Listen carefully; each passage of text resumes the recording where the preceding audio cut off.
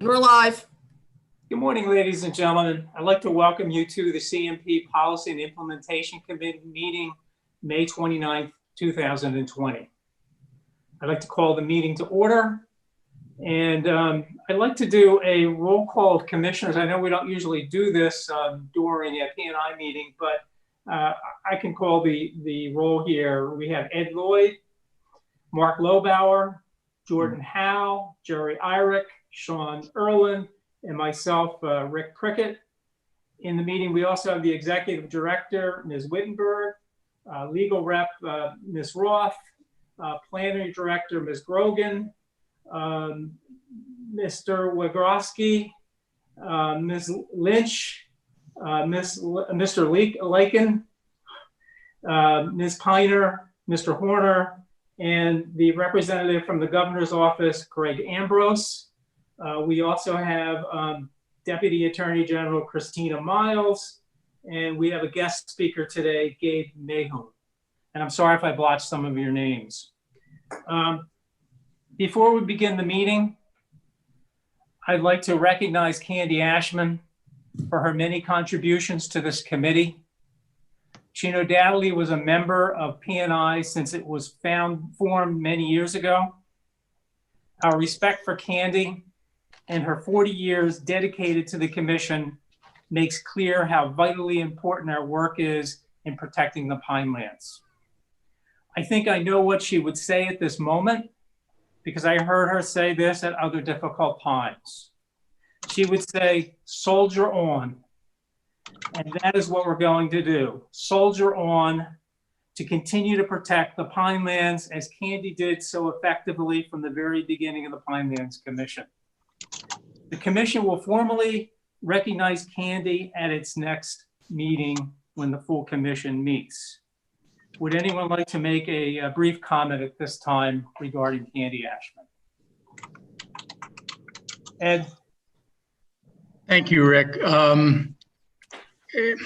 As I've said in an email, it's difficult to find words to express what Candy's meant to, frankly, the people of New Jersey, the people of the environmental community, certainly to me personally. She's been a mentor to, I think, every environmentalist in the state, an inspiration, not only in the Pinelands, especially in the Pinelands, but not only in the Pinelands, but in the Highlands, on the State Planning Commission and throughout her career. She'll be deeply missed. She's my pal. I'll miss her. I guess one tribute to think about. I've tried to do this for the last number of years on the commission, but I think now more than ever to think in making decisions, what would Candy do? We'll miss her. I think we need to remember her legacy and continue to protect the Pinelands in a way that she would. Thank you, Ed. Okay, unless there was anyone else, everyone will have another opportunity, more formal opportunity at the commission meeting coming up. Okay, is there a motion to adopt the April 24th P&I meeting minutes? So moved, Mr. Chairman. Thank you, Mark. Is there a second?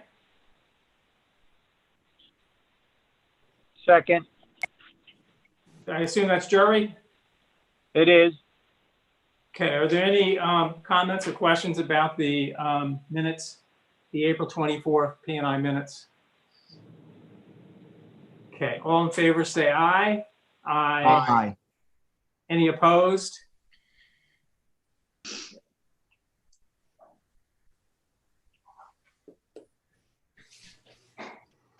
Okay, so the first order of business is the alternate design treatment systems pilot program. And I don't know who is going to present this. I know Ed is here. He does a lot of this work, but Susan does as well. So between the two of you, could you let us know what we're doing for alternate design treatment systems pilot program? Sure, Mr. Chairman, before we start the presentation, I just want to gird everyone's loins for this meeting. We have a lot of technical rules on the agenda today. So sit back, relax, let it wash over you. We're bringing you a lot today on a very technical basis. So just giving you a little heads up there. This is not going to be an easy meeting.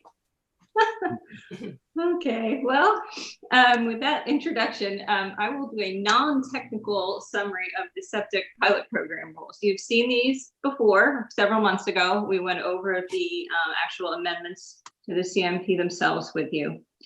So now what you have in front of you is the full formal rule proposal, not just the draft amendments themselves, but also all of the explanatory materials that come first in the proposal, all the impact statements that are required by the Office of Administrative Law. So the amendments themselves are pretty much as you saw them before. We've tweaked them slightly just for consistency purposes. And I think, as I said in my memo to the committee, the only change, and it's not even to the amendments, but the only change we're recommending to what we presented in February is that we're going to keep one of the pilot program systems in the pilot program rather than kicking it out because we received notice that there is actually a system, one of those technologies, the HOOT technology, being installed finally after many, many years. We finally got our first one. And so we'd like to keep that one in the program for a while longer in the hopes that there will be more systems and testing and monitoring can occur. So other than that, the amendments are the same. That's all described in the proposal in great detail. Thanks to Marcy, who's I think on the call with us today, who drafted the proposal. Very helpful. We have shared it with the governor's office as we're required to do, and they have already sent back their comments, which were very minor actually, so that was great. So I think, assuming the committee is comfortable, we should be able to move forward with the proposal and have it on the agenda for authorization at the commission's June meeting. And as you all know, I'll just as a reminder, that starts off the formal rulemaking process, which is fairly lengthy. We'll have to publish in the New Jersey Register. There'll be a 60-day public comment period. We'll have a formal public hearing, I think probably in early September. So we're hopeful that that will be an actual hearing with people in at the office. We'll see. And then, of course, any public comments that we receive, we'll do a summary and adoption notice, and we'll bring it back to the commission, hopefully in November. And then if all is well, the amendments could be adopted and be in effect by the end of the year. So we're still sort of at the beginning stages, even though it seems like we've been at this for a few months already. But that's just procedurally what will need to happen. So there's still a lot of time for review and comment. But we are ready to recommend the formal proposal. So if you have any questions about the process or the amendments, I will do my best. Susan, I don't have a question about the process, but I'll make a comment. I somehow missed in the past that apparently this program exists only for residential applications, not Correct. for commercial. I don't know how I missed that with all the discussions we've had of this over the years. Is there a particular reason why we're not affording access to small businesses, for example, to this?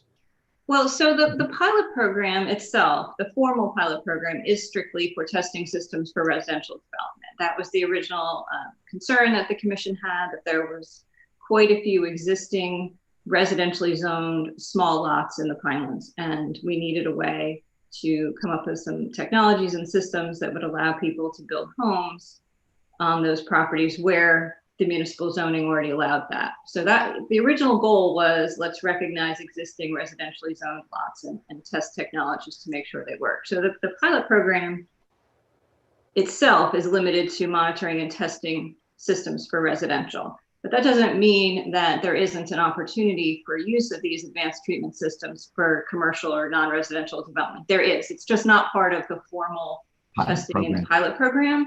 And Ed can probably talk a little bit. We do have some systems like that in operation for commercial uses in the Pinelands area. There are more applications pending as we speak for additional systems for businesses, for expansion of existing businesses. So that is still permitted. It's just done outside the pilot program under its own set of regulations. And Ed, I don't know if you want to talk a little bit about the requirements that we have there, where we look to see, you know, that those systems have been used elsewhere and what their efficiency rates are. Sure. So when the pilot program was developed, there was a recognition that residential wastewater fits within a fairly narrow characteristic if you define it by BOD, total nitrogen. Those types of parameters are fairly uniform across domestic uses. The commission, the ad hoc committee that developed the rule initially, recognized that commercial uses could be so broad. We could have everything from a lawyer's office all the way to a butcher shop. And the waste coming out of those two disparate uses would be very different and really wouldn't suit well in a pilot program structure. So the commercial applications we review on a case-by-case basis. We make the vendor, the manufacturer, demonstrate to us that that system has been used in another regulatory setting, that we've got regulatory quality data that demonstrates its capability to treat wastewater similar in nature to that which is proposed in the Pinelands. We put some pretty rigorous requirements on those commercial uses. They have to have a licensed wastewater treatment plant operator in charge of that system. They test the wastewater in perpetuity from those systems on a monthly basis. Each individual system has to meet a specific nitrogen concentration based upon the flow and the parcel size. And then we require that the owner of that system enter into a legal agreement with the commission so that if there's any deviation from the original approval, if the system's not meeting our standards, they have to begin to take increasingly progressive steps to remedy the situation, ultimately even requiring that the system be used temporarily as a holding tank so that there's no discharge to groundwater while they troubleshoot the system. And we've had that happen in one instance at significant cost, about $10,000 worth of pumping, while the operator got that system to function like it was intended to. So it's done on a case-by-case basis. We do have 4 systems that are operating currently, and I just got an email from Bronwyn this morning. We're about ready to approve our 5th, and as Susan mentioned, there's several others that are in the pipeline. So we have introduced those technologies commercially, and it's especially been useful for allowing commercial development to occur in the villages, for instance, where the lot sizes are relatively small and you can't meet our standard with dilution. Sure. Okay. Well, thank you both for explaining that. I'm relieved to hear that small commercial businesses aren't cut out. It's just that they're not part of the pilot. So thank you very much. Okay, anyone else have any questions? Okay. Is there anything else needs to be said about this, Ed? Or, no, just we're hopeful the committee will vote to move this on to the full commission. How often, once a rule is proposed and it goes out for public comment, how often are any changes made in the rules as a result of that comment? So that does happen. I don't know how often it happens. I mean, the way the process works, though, is if we receive comments and we believe changes are warranted, if they're just minor clarifications, that can be done pretty easily. And we have done that in the past. We have done them. If they're more substantive, then you can't just make them and then adopt the rule. You have to re-propose and go through the whole proposal and formal public comment process again. So small adjustments, corrections, clarifications can be made, and we have done that over the years on some proposals. And then other times, we sometimes what we've done is acknowledge that a change or an addition needs to be made, have the commission go ahead and adopt the rule as proposed, and then go back and do a new proposal, you know, in a few months. So there's a number of ways the commission can respond if there are comments and questions. And we've done many different things over the years to do that. Sometimes you can, sometimes the commission has moved forward with adoption, but has actually eliminated entire sections of amendments from the rule to save and reconsider later. So you can make some adjustments. That's right. Okay, thank you, Susan. What motion are we looking to present here? What would it be? Would this forward it to the full commission, or? Right. It's a recommendation that the commission formally propose the amendments. Okay. Is there a motion? Motion. I'm sorry. Chairman, I'll make that motion, Sean Irwin. Thank you, Second. Sean. I'll second it. Okay, Mark beat you to it, Ed. Okay, Sorry. no problem. Okay, on forward and forwarding these amendments to the full commission for their consideration, say aye. Aye. Aye. Any opposed? Any abstentions? Okay, so moving forward to the commission. Will this be at the next commission meeting for commission's Yes, it consideration? will. Yes, it will. Mhm. Okay. So item 4 is stormwater management regulations, overview of the current CMP standards, and a presentation on the New Jersey DEP regulations. And who is handling that? So Ed is going to do a brief overview of how the CMP has addressed stormwater over the years. And then we have Gabe, who's joining us from DEP, who's going to talk about DEP's new amendments and rules after that. So this is our way of introducing you to the new DEP rules that they're quite complex, as Nancy mentioned, technical and complex. And Ed's going to talk a little bit about the relationship over time between the commission's regulations and DEP's rules, so that you'll begin to get an understanding of how things relate and how complicated this is going to get in terms of coming up with amendments to the CMP. So they both have presentations. Paul's going to show as they're speaking. So that's the beginning. When I looked over the packet, I assumed that maybe these were changes. I didn't realize that these are new. These are new regulations, or are they?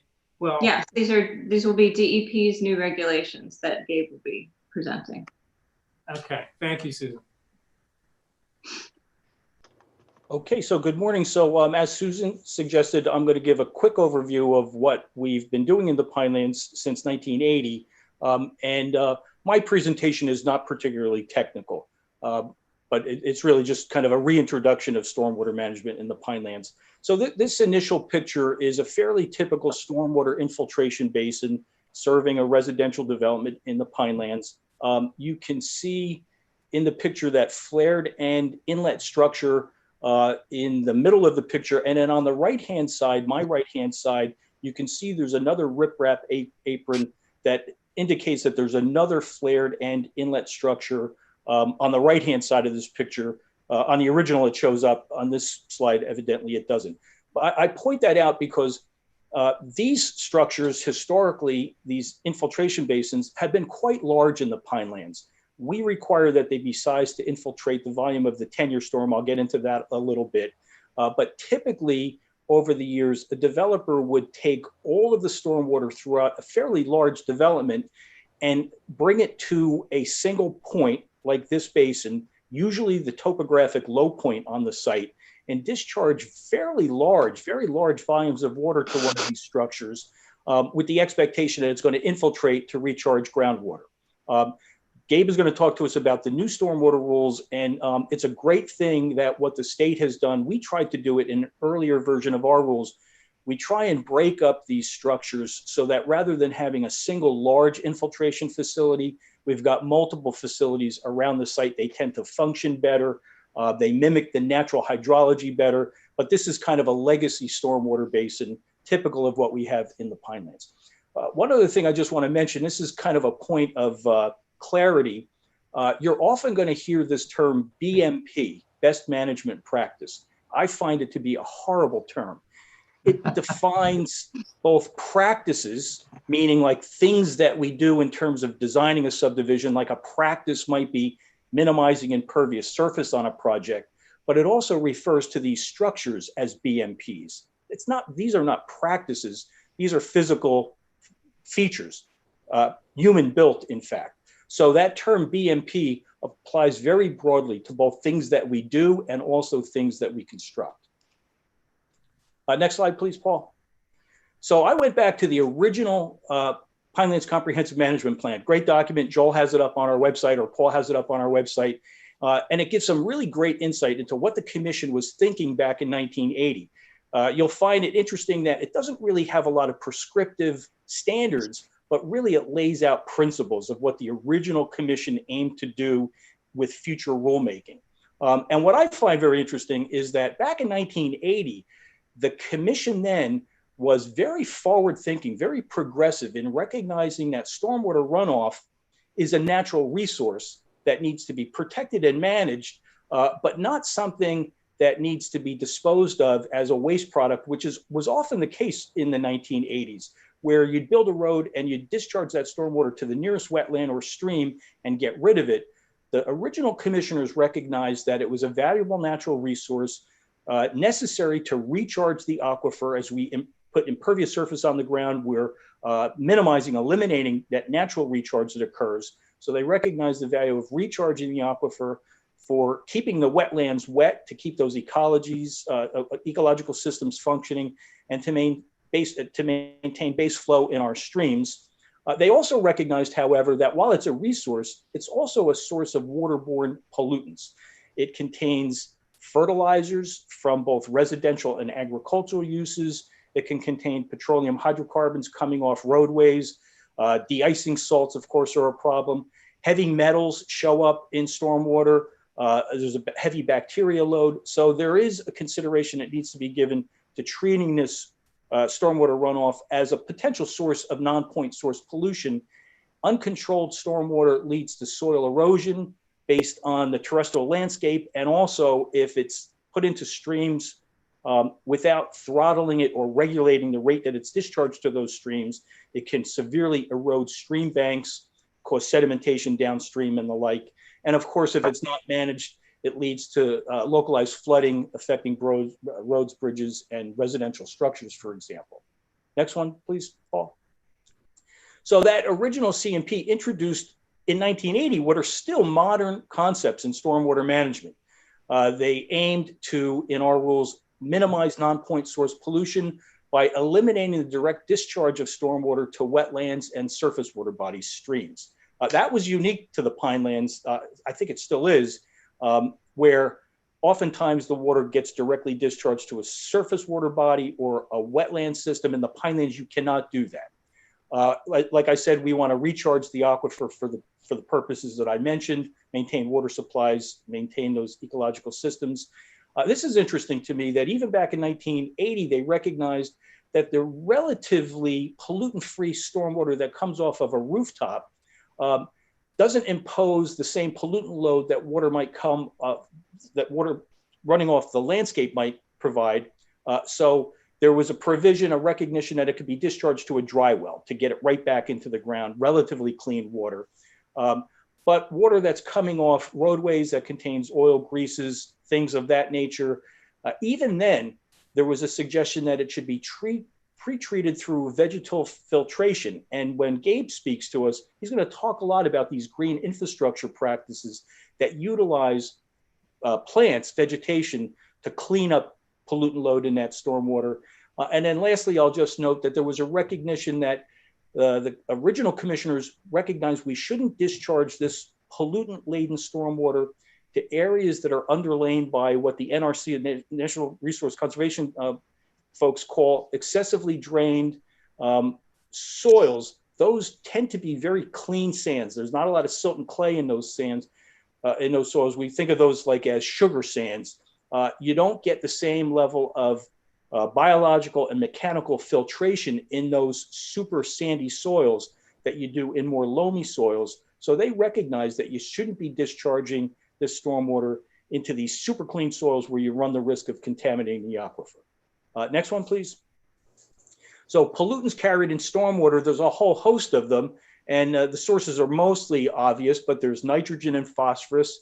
Those are fertilizer components, bacterial pathogens from wildlife and pets, de-icing salts, widely used throughout the state.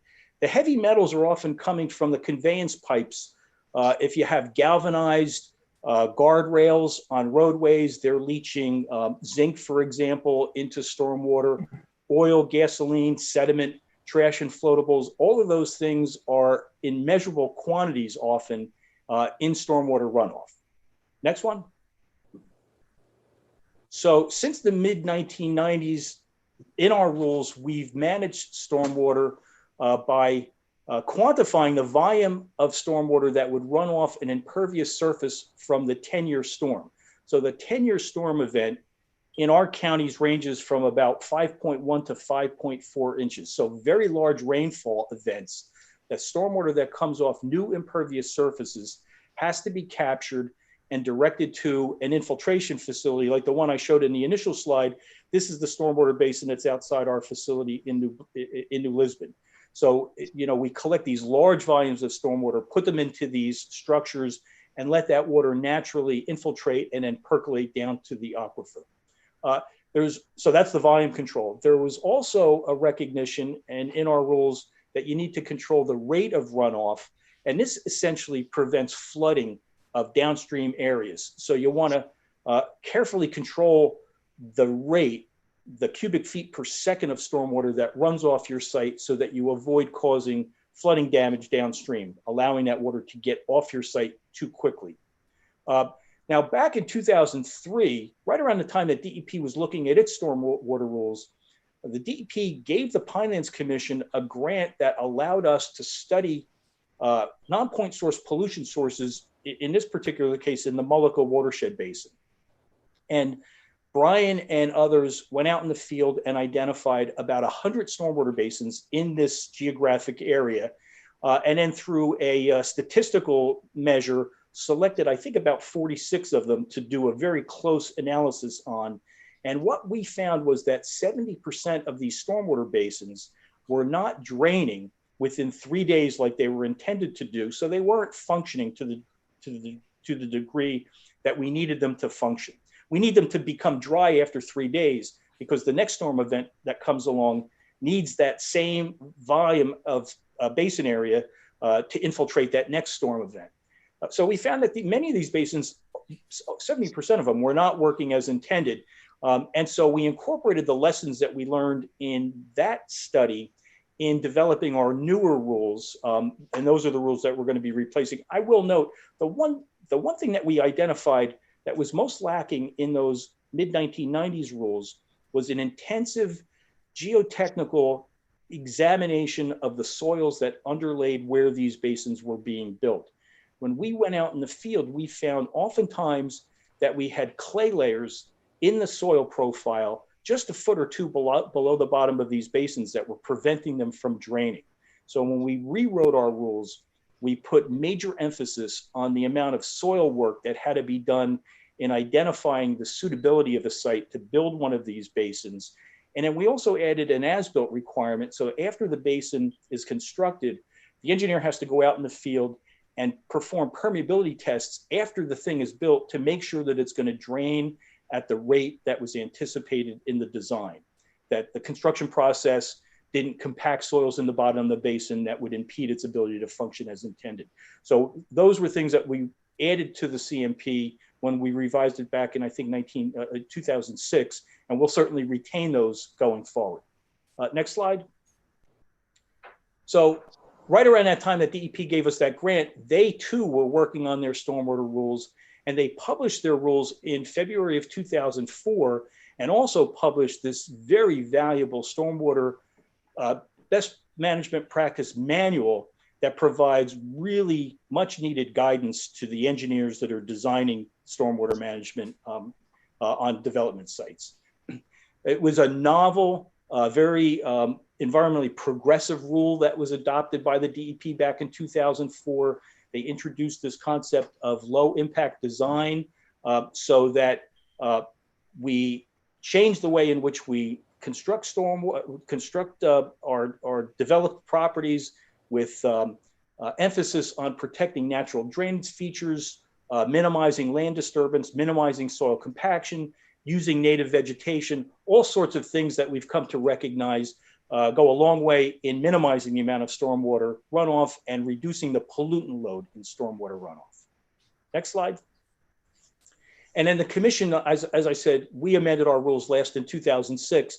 Essentially, we had a grant from DEP at that time that allowed us to hire two engineering consultants that worked with us to take the best of what DEP developed in 2006 and integrate it into our own CMP again, retaining the things that we felt were important in the Pinelands, that requirement to recharge the 10-year storm event, to prohibit discharging stormwater from what we call high pollutant load areas. So those would be areas that perhaps collect stormwater from a gasoline filling station. We require source controls so that if you're a landscaping supply store or a big box store and you're selling fertilizers or road de-icing salts, you keep those under cover. But we do have some stormwater that does contain higher than normal levels of pollutant. We require that that be pre-treated before it goes into the groundwater system. And again, we emphasize soil testing and as-built certifications in those 2006 rules. Next slide. This is an example. This picture here is an example of a green infrastructure BMP. This is a rain garden. This came out of a Rutgers publication. These are the types of things that DEP is emphasizing going forward in its new rule. Gabe's going to talk to us a lot about what these green infrastructure facilities do for us in terms of managing stormwater in an environmentally friendly way. To be considered green infrastructure, DEP says that you have to treat the runoff by running it through subsoil to get that biochemical and mechanical filtration of pollutants. It needs to be treated, or it needs to be treated through vegetation so that you get plant uptake and adherence of particulates to plant surface areas to remove pollutants. And you can store stormwater for future reuse, say in a rain barrel or something like that, or a wet pond on a golf course. So those are the components that are necessary for a BMP to be considered green infrastructure. The overall goal of DEP's current rule is to try and mimic the natural hydrology after the development occurs. So we've got a undeveloped site. The hydrologic cycle functions well naturally on that site. And the goal of DEP's rules is that post-development, that natural hydrologic cycle is as closely mimicked as possible. And now the next step is for your staff to be putting together a set of rules that will both incorporate DEP's rules and, as I said, retain the current standards that we think are important in the Pinelands. Next slide. And this is my last slide. It's just to introduce Gabe. He's the chief of the Bureau of Non-Point Pollution Control. Gabe is heading up DEP's efforts in stormwater management. He's been a tremendous resource to Brian and I and the rest of your staff. And I think it was Sue and Stacy that attended a presentation recently that Gabe gave, and they came back basically saying how great it was, and we were hopeful that he'd be willing to come and share that presentation with the P&I committee. So Gabe is here with us today to do that. I'll turn it over to Gabe unless anybody has any questions for me. Welcome, Gabe. Thanks for coming. Ed, you had some questions? Yeah, just one question, and it may be for Gabe rather than Ed, but it appears that the intensity of storms is increasing very regularly these days, perhaps in response to climate change. And I wonder if the definitions of 2-year storm, 5-year storm, 10-year storm, 100-year storm are either being changed or being considered for change. I'm gonna let Gabe talk about that because we met virtually with Gabe just yesterday, and he did introduce us to the fact that the DEP under governor's executive order is looking at exactly that. So Gabe, I presume that's probably included in your presentation. Well, that actually wasn't part of the presentation, but I'm happy to talk about it as well. We are definitely under the NJ Pact executive order looking at making changes to all of our rules that potentially could be affected by climate change. So not just the stormwater rules, but also our land use rules as well. In the stormwater rules, yes, one of the things that we're looking at is how we're going to handle future rainfall. We haven't, of course, made any final decisions yet. My opinion is that it should be designed based on whatever project you have. You look at its lifespan and you say, well, my stormwater infrastructure has to function for the entire lifespan of that project. So you should be looking to the rainfall somewhere towards the end of the lifespan of that project rather than what the rainfall is today when you say the 2, 10, or 100-year storm. Now, the complicating factor is that we don't develop that data right now. That comes from NOAA. And so for the state of New Jersey, the last time NOAA updated the data was in the year 2000. So even what we use for today is actually 20 years out of date. So we are looking at trying to find a way to tackle that and fix that problem for ourselves. I'm not right now, but we are going to do something. Thank you. Are you ready for your presentation? I'd like to ask Ed a question before Gabe begins, and it has to do with the stormwater basins using plants, vegetation. In your experience in the Pinelands, I know there's a few of these. Is it possible, how many Pinelands plants, native plants, are actually used, and are there certain varieties that do best in those circumstances that are found in the Pinelands? You know, Rick, for that, I think we really need to ask that question of somebody like Kim, our botanist. But I will tell you this, what we've seen in our own basin is a great example of this.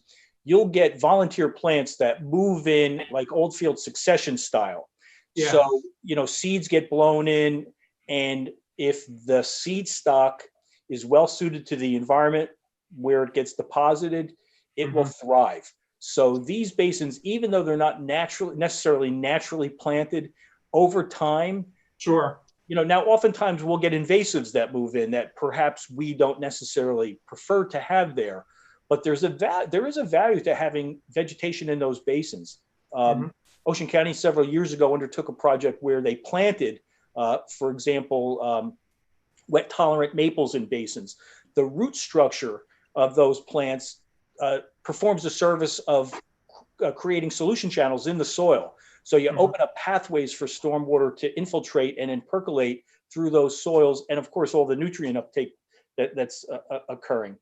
So I can't really speak to which are being planted by the landscape architects, for example, but I can tell you that if you look at the basins, you'll find that they become populated with through natural succession. I was just hoping that, you know, it served two purposes. One, you know, for the stormwater absorption, and the other perhaps to have diverse wetlands ecosystems that are native to our area. So that's interesting. Thank you. All right, Gabe, what's up?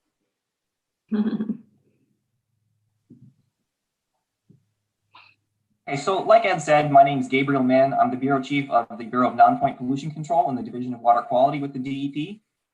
In my bureau, we manage the stormwater program, but there's actually two stormwater programs. There's the municipal program, and there's also the industrial stormwater program.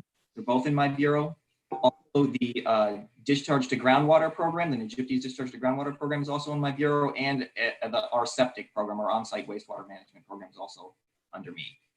I think with this kind of presentation, if at any point you have questions, you can stop and ask them. I don't think you need to wait till the end, particularly if there's some point in the presentation that is not really familiar to you.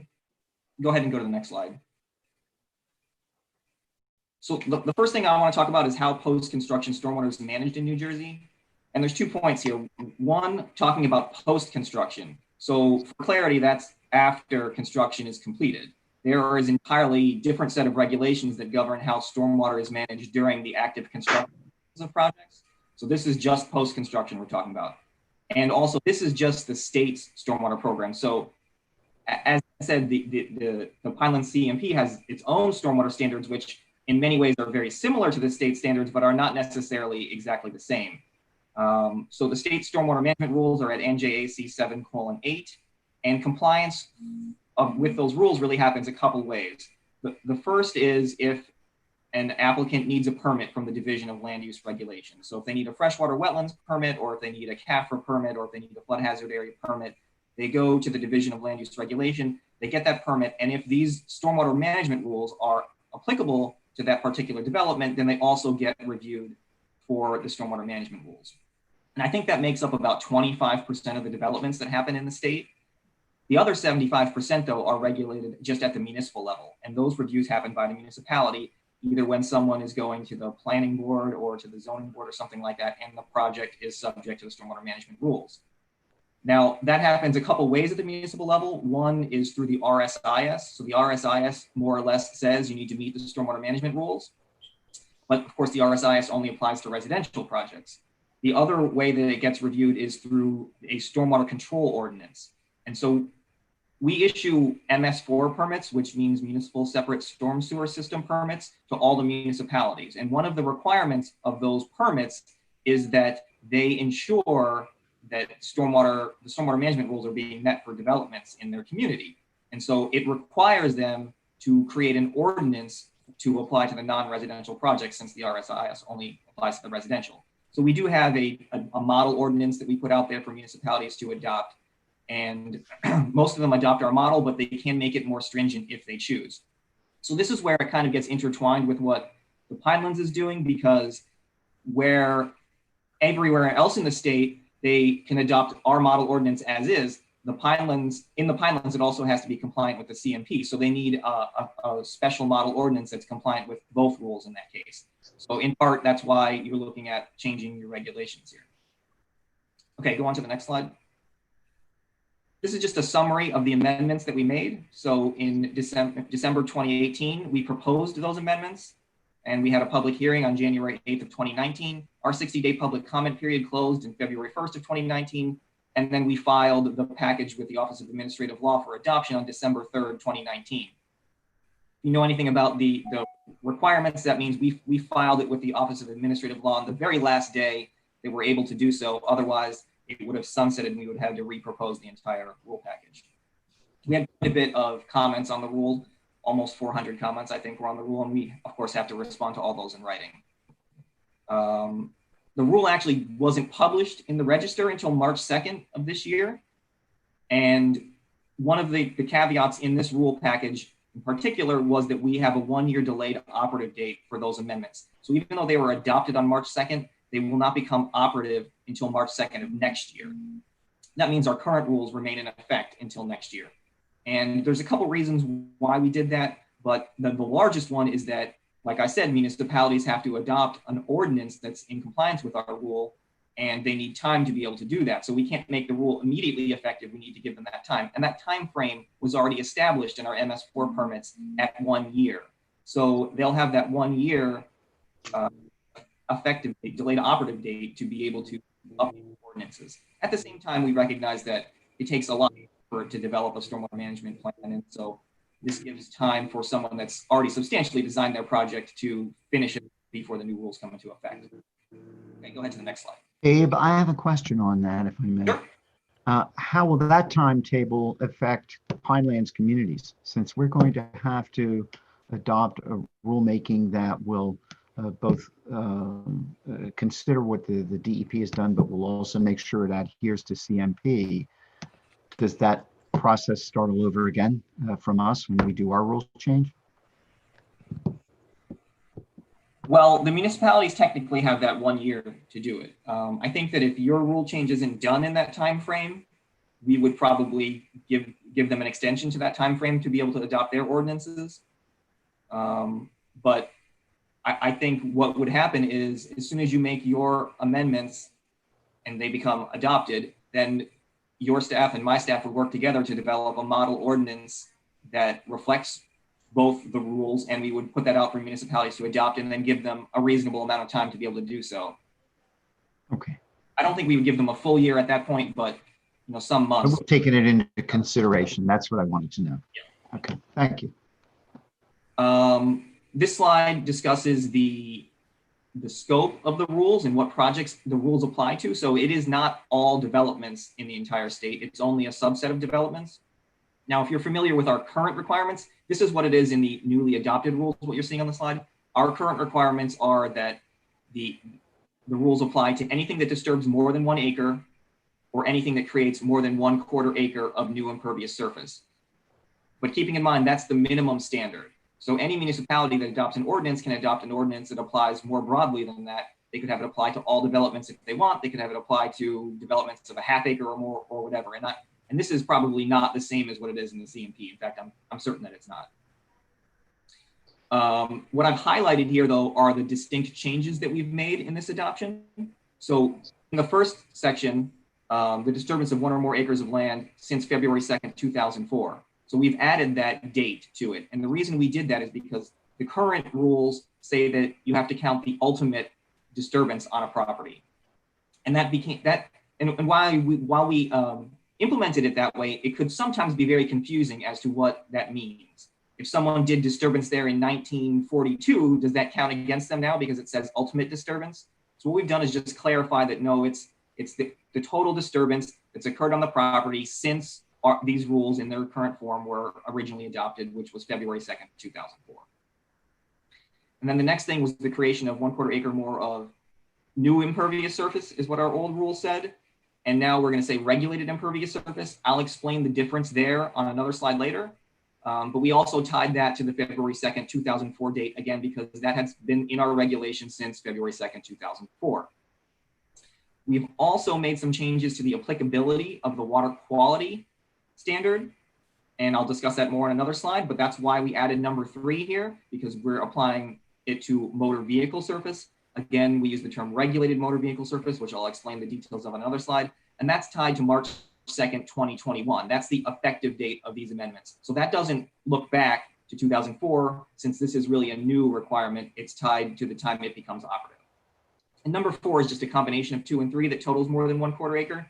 There's only one caveat there, is that you wouldn't count something twice. So let's say someone proposed to construct 1/8 of an acre of a new parking lot. Well, that would be motor vehicle surface because it's a parking lot, and it would also be impervious surface since it's paved, but you wouldn't count that twice. 1/8 an acre of each totals 1/4 acre. No, you would only count the same land area once. So that's still only 1/8 of an acre.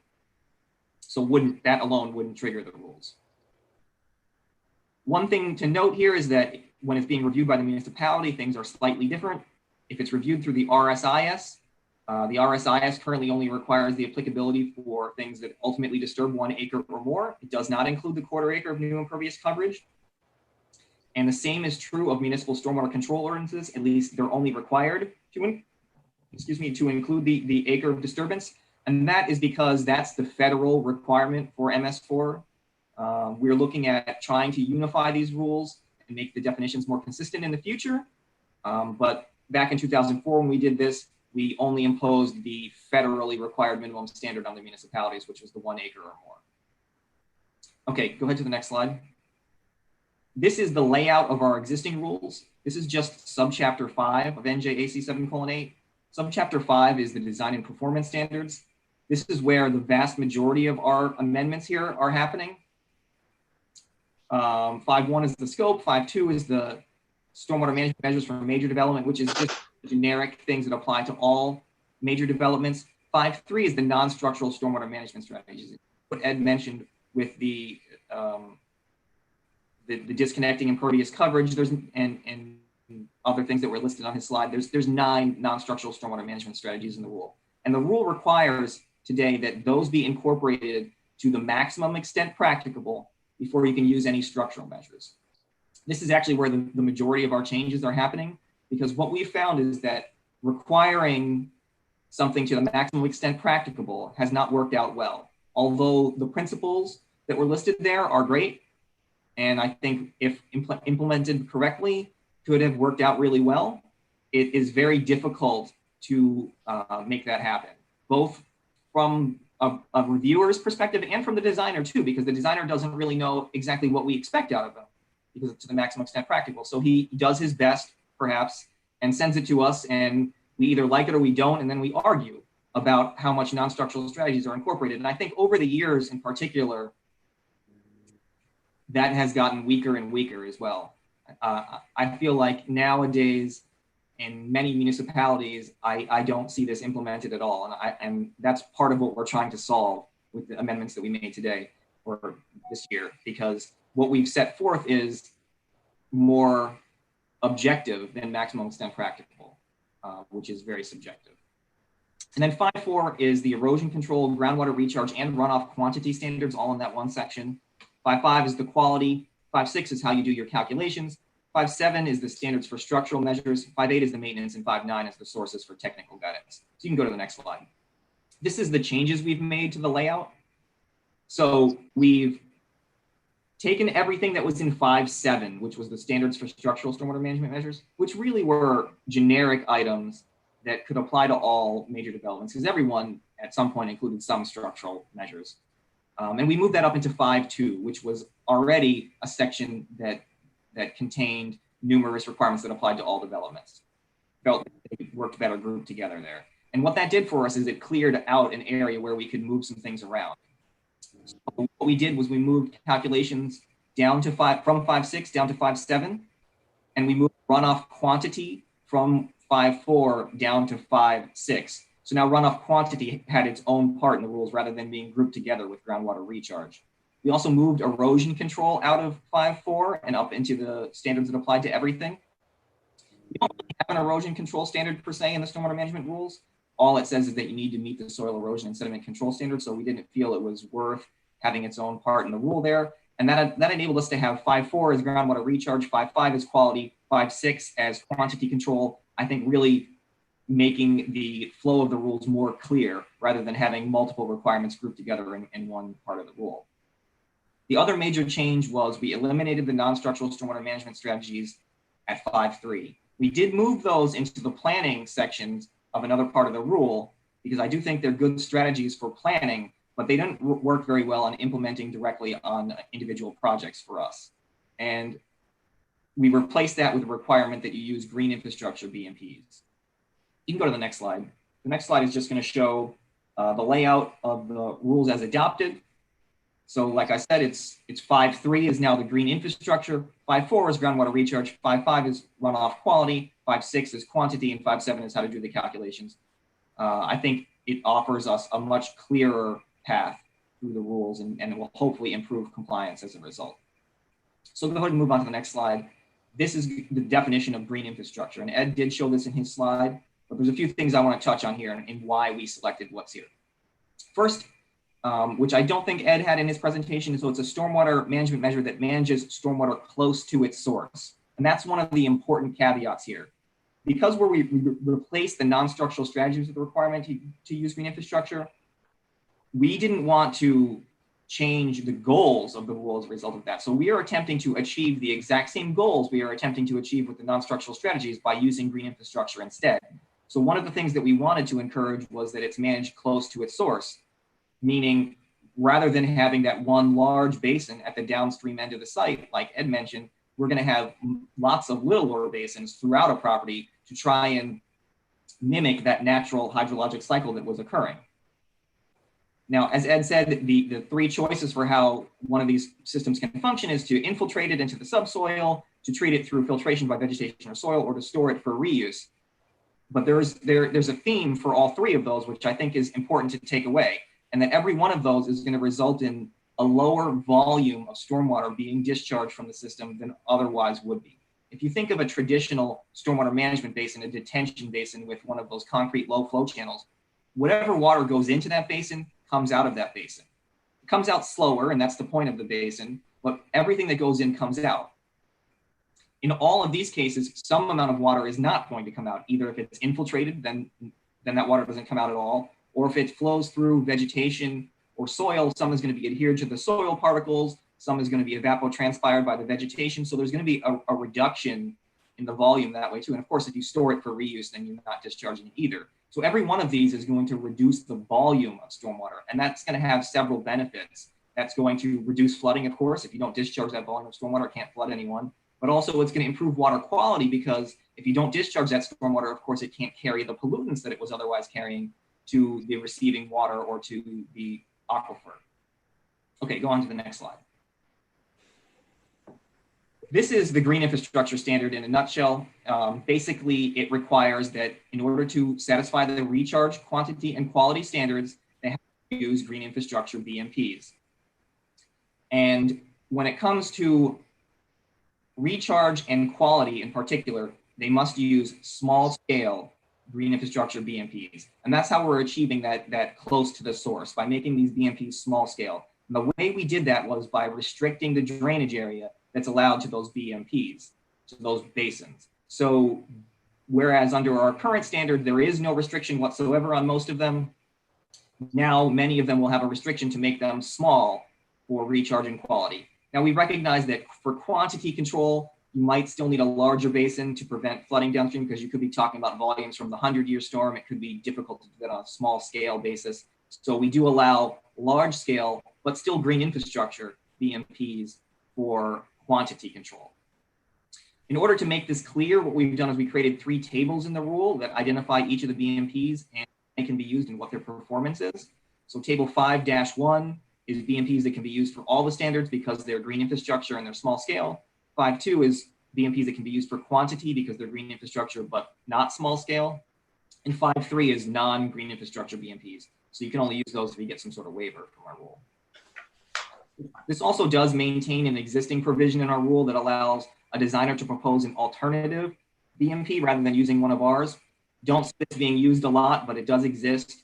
If you were to think of our BMP manual that Ed mentioned as department approved designs, this would be a not department approved design. And so in order to use it, you need to go to the review agency and get approval. And the designer has to basically provide the studies and the information to document how it's going to function. It's a much more onerous process than just using one of the designs that we've already developed. Go on to the next slide. This is table 5-1. These are the BMPs that can be used for any of the standards because they're small scale and green infrastructure. We've got cisterns, dry wells, grass swales, green roofs, manufactured treatment devices, pervious paving systems, and then small scale bioretention, infiltration, and sand filters, and vegetative filter strip. Before anyone asks the question why manufactured treatment devices are listed here, if you're familiar with what those are, they're mechanical devices generally that are developed, proprietary devices that are used for water quality. There are some of them that actually do meet our definition of green infrastructure because they are essentially small rain gardens in a concrete vault. So technically they're going to, and some of them even can infiltrate. So technically those are going to meet our definition of green infrastructure. So the listing here, having them is only those that meet the definition of green infrastructure, which right now is just 2.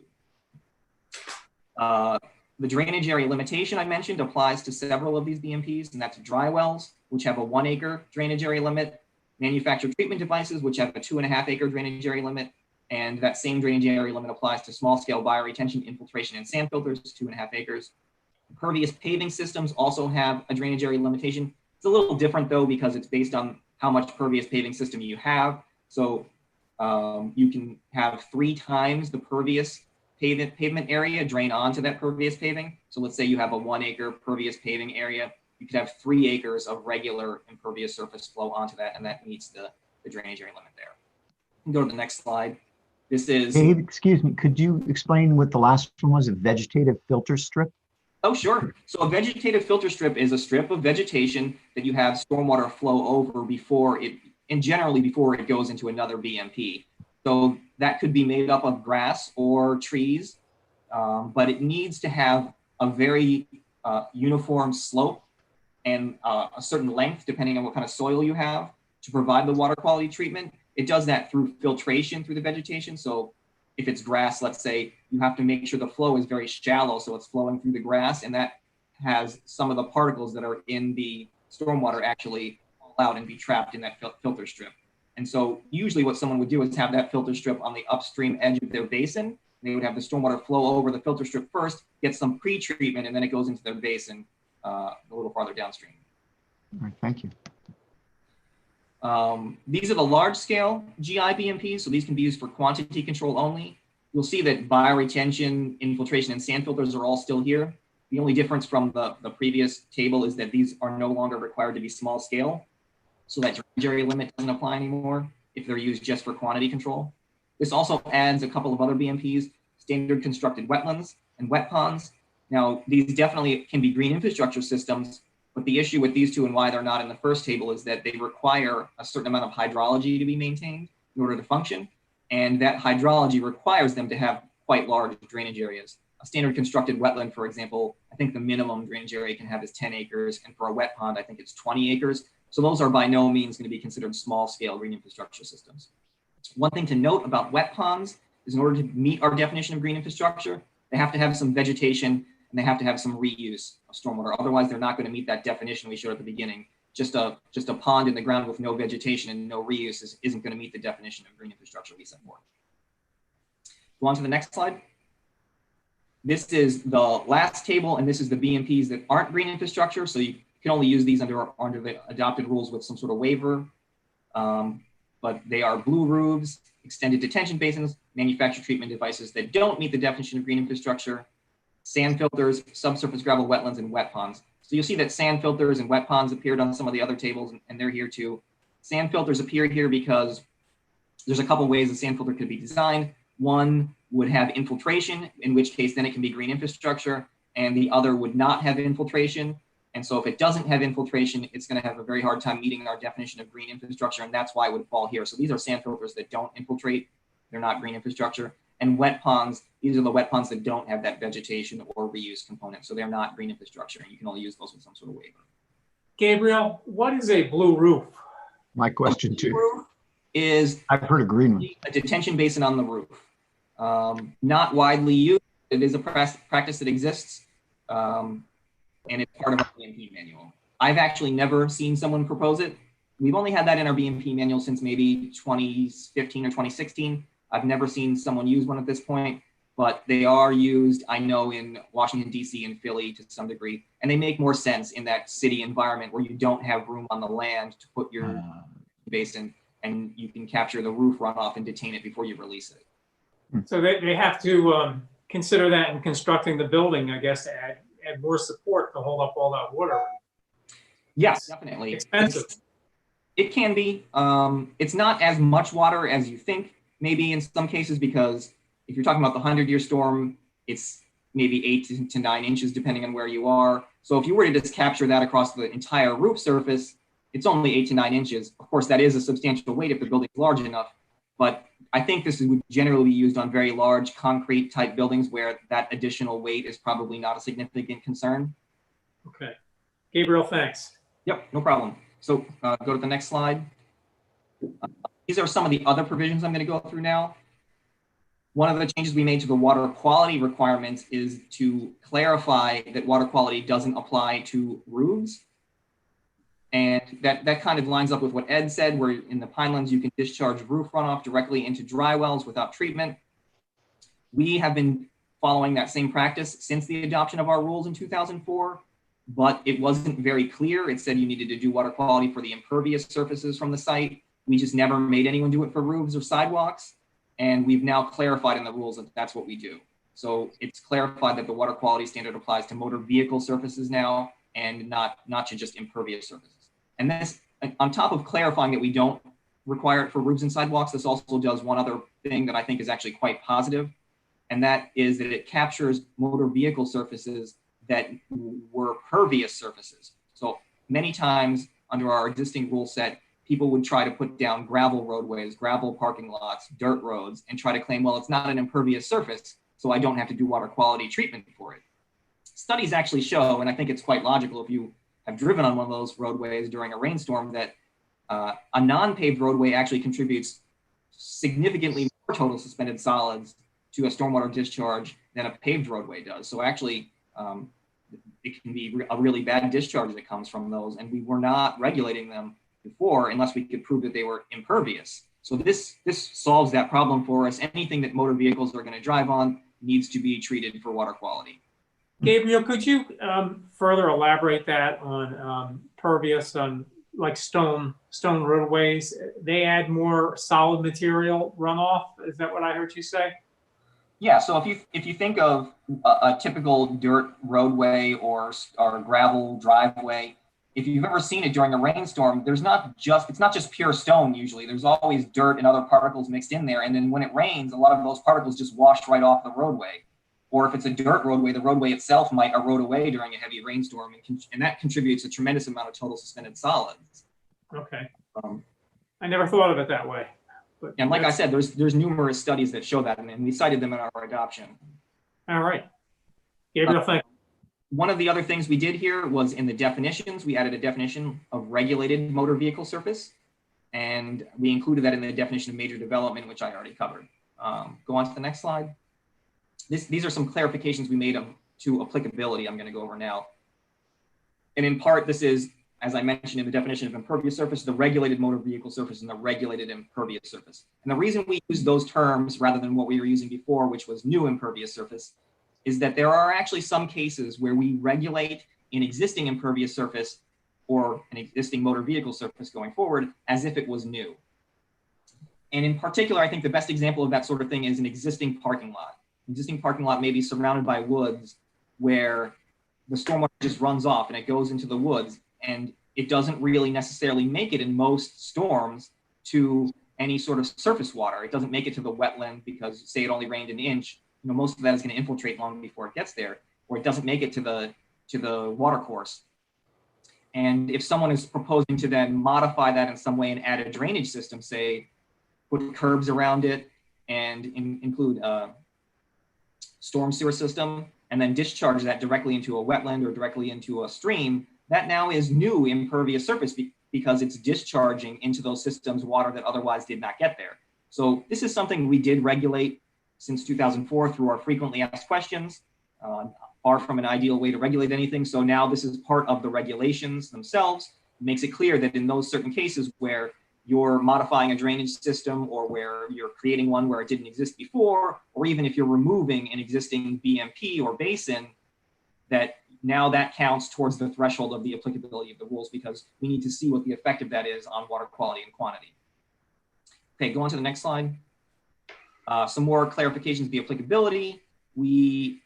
Under our current rules, we required water quality to be met in each drainage area on site. And that makes a lot of sense. What didn't make a lot of sense in our existing rules is why that same language didn't appear in the water quantity or groundwater recharge sections. So someone under today's rules technically could do their water quantity control all in one drainage area on their property and do none in the other and just release that, as long as the overall average of the site meets the rules. Now in practice, we try to stop people from doing that because it makes no sense and could contribute to flooding, but our rules really didn't back that up. So this clarifies now that for all the standards, they need to be met in each drainage area on site before it leaves the property, unless those drainage areas converge. This also requires a groundwater mounding analysis for all infiltration BMPs. We did have some language in there in the existing rules about a groundwater mounding analysis under the recharge section, but we had often ran into arguments from people about how their basin was designed for water quality, not for groundwater recharge, so they don't have to do the mounding analysis. This just gets rid of anyone being able to make that argument. It applies it to everything. And if you're not familiar with what that is, as you infiltrate a lot of water directly below the basin, it can temporarily raise the groundwater elevation there. And if that temporary rise in the groundwater reaches the bottom of the basin, that can have detrimental effects on the ability of the basin to infiltrate. So when you guys did the study and you saw 70% of the basins weren't draining, this could have been the cause for some of them if it wasn't all about clay lenses in the soil. Because if the groundwater is rising up, it stops that infiltration from happening and can make the drainage take much longer. So now this is going to be something we're making everyone do. And we also created a new chapter in our BMP manual to explain how to do this analysis. Okay, go to the next. Question. Yep. Question. Mm-hmm. In particular, with regard to calculations for groundwater mounding, have you clarified the methodology of making those calculations?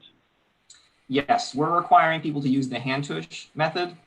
And there's a spreadsheet that the USGS made for us that we have people utilize. And in chapter 13 of our manual, there are extensive examples of how to do it. You'll have an example of that.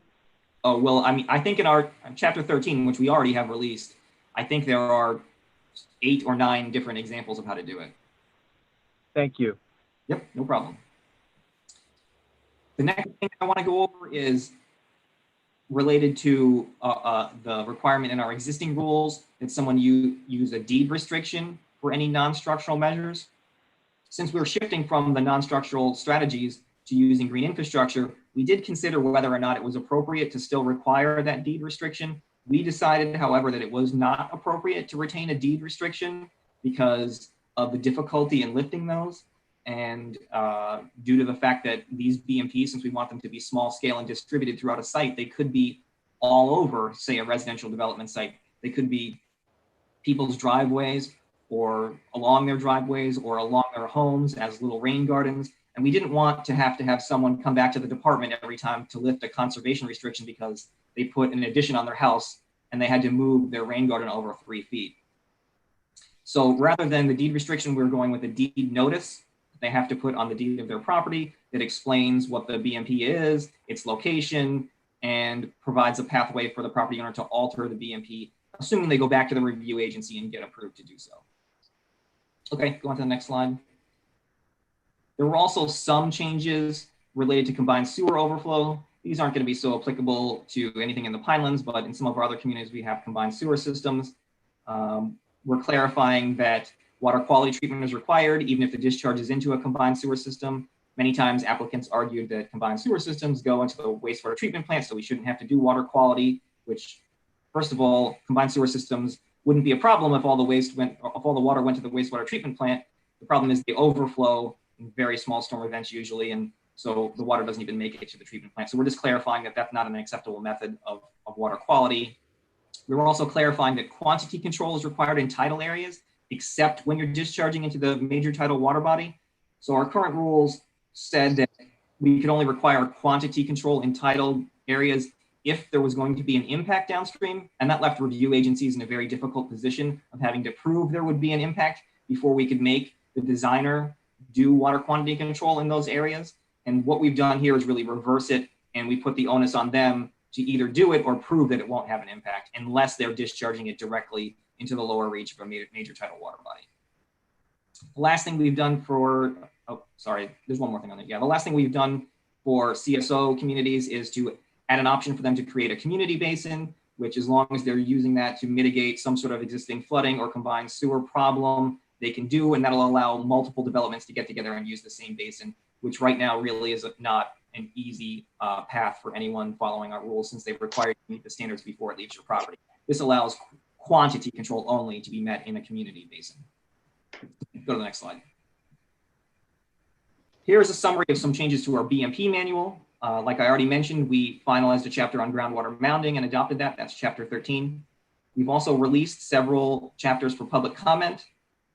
We did receive comments from the Pinelands on these, and we're reviewing those now. So that was chapter 5, how to do our calculations, as well as chapter 12 on how to do soil testing.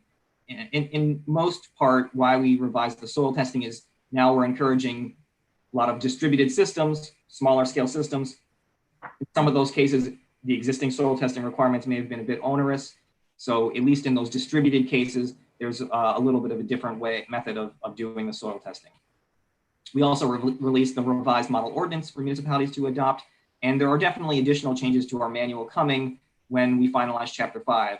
Chapter 5, again, is how you do the calculations. So we'll have to carry over those changes into some of our other chapters where there's examples of doing calculations and things like that. All right, go to the next slide. This is the last topic I'm really going to cover. The next 4 slides or so are all covering this. And this is about our variance provisions. And so initially I said I was mostly going to talk about subchapter 5. This is the main thing that we did outside subchapter 5. This is in subchapter 4 of the rules. And more or less the existing variance ability that we granted to municipalities was they could give a variance or an exemption if they had a mitigation plan in their municipal stormwater management plan, and they more or less required whoever they gave a variance to do a project to make up for the deficit of not doing it on site. It had to happen in the same drainage area. They were also required to submit a report to us and the county as well when they ever granted a variance or an exemption. The issue we have had with this is that there's no information here. This provides no guidance or clarity on what a municipality is supposed to do. And in fact, it allows them to grant a variance at any point for any reason without any explanation of the limitations. We didn't feel this was appropriate any longer. So if you go to the next slide, you see how we change things. First of all, they can only approve a variance if the applicant demonstrates that it's technically impracticable to meet one or more of the performance standards on site. And we define that technical impracticability can only exist when it can't be met for engineering, environmental, or safety reasons. And even if they can't meet it on site, we still require that they have to get as close to complying as possible on site before they can look to do anything off site. Of course, it also only applies to the individual drainage area and design and performance standard. So just because they couldn't meet recharge in one area doesn't mean they don't have to do stormwater for the whole site. No, it just means they don't do recharge for that one area where they can't do it, and they mitigate for that. Yeah, it's not a blanket waiver across the whole site. Go on to the next slide. This discusses some of the mitigation. more or less what we've clarified is that they can select a project either from the municipal mitigation plan if there's actually projects set forth in there, or they can use a project proposed by the applicant provided it meets criteria that the municipality sets forth within their municipal mitigation plan. We've also made it clear that it has to be approved no later than the preliminary or final site plan approval of the major development itself. So there was no requirement for that before about when the mitigation was approved or not, which made no sense. The mitigation previously, I guess, could have been approved years later because no requirement prevented that. This clarifies it needs to be in the same HUC 14 as the major development that was granted the variance. Previously, the rules just said drainage area, and drainage area is such a broad, vague term that it could have meant anything. You know, the drainage area for the Delaware River extends into multiple states. So that term didn't offer any clarity on where you do the mitigation. This is clear. It has to be in the HUC 14. It has to be constructed, not only approved, but also constructed prior to or concurrent with the major development. Of course, the major development, if it doesn't meet the rules, could lead to adverse impacts downstream. So you should have to do the mitigation first to prevent any of those adverse impacts from occurring, or at least at the same time. It requires that they have to comply with the green infrastructure standards, even at the mitigation project.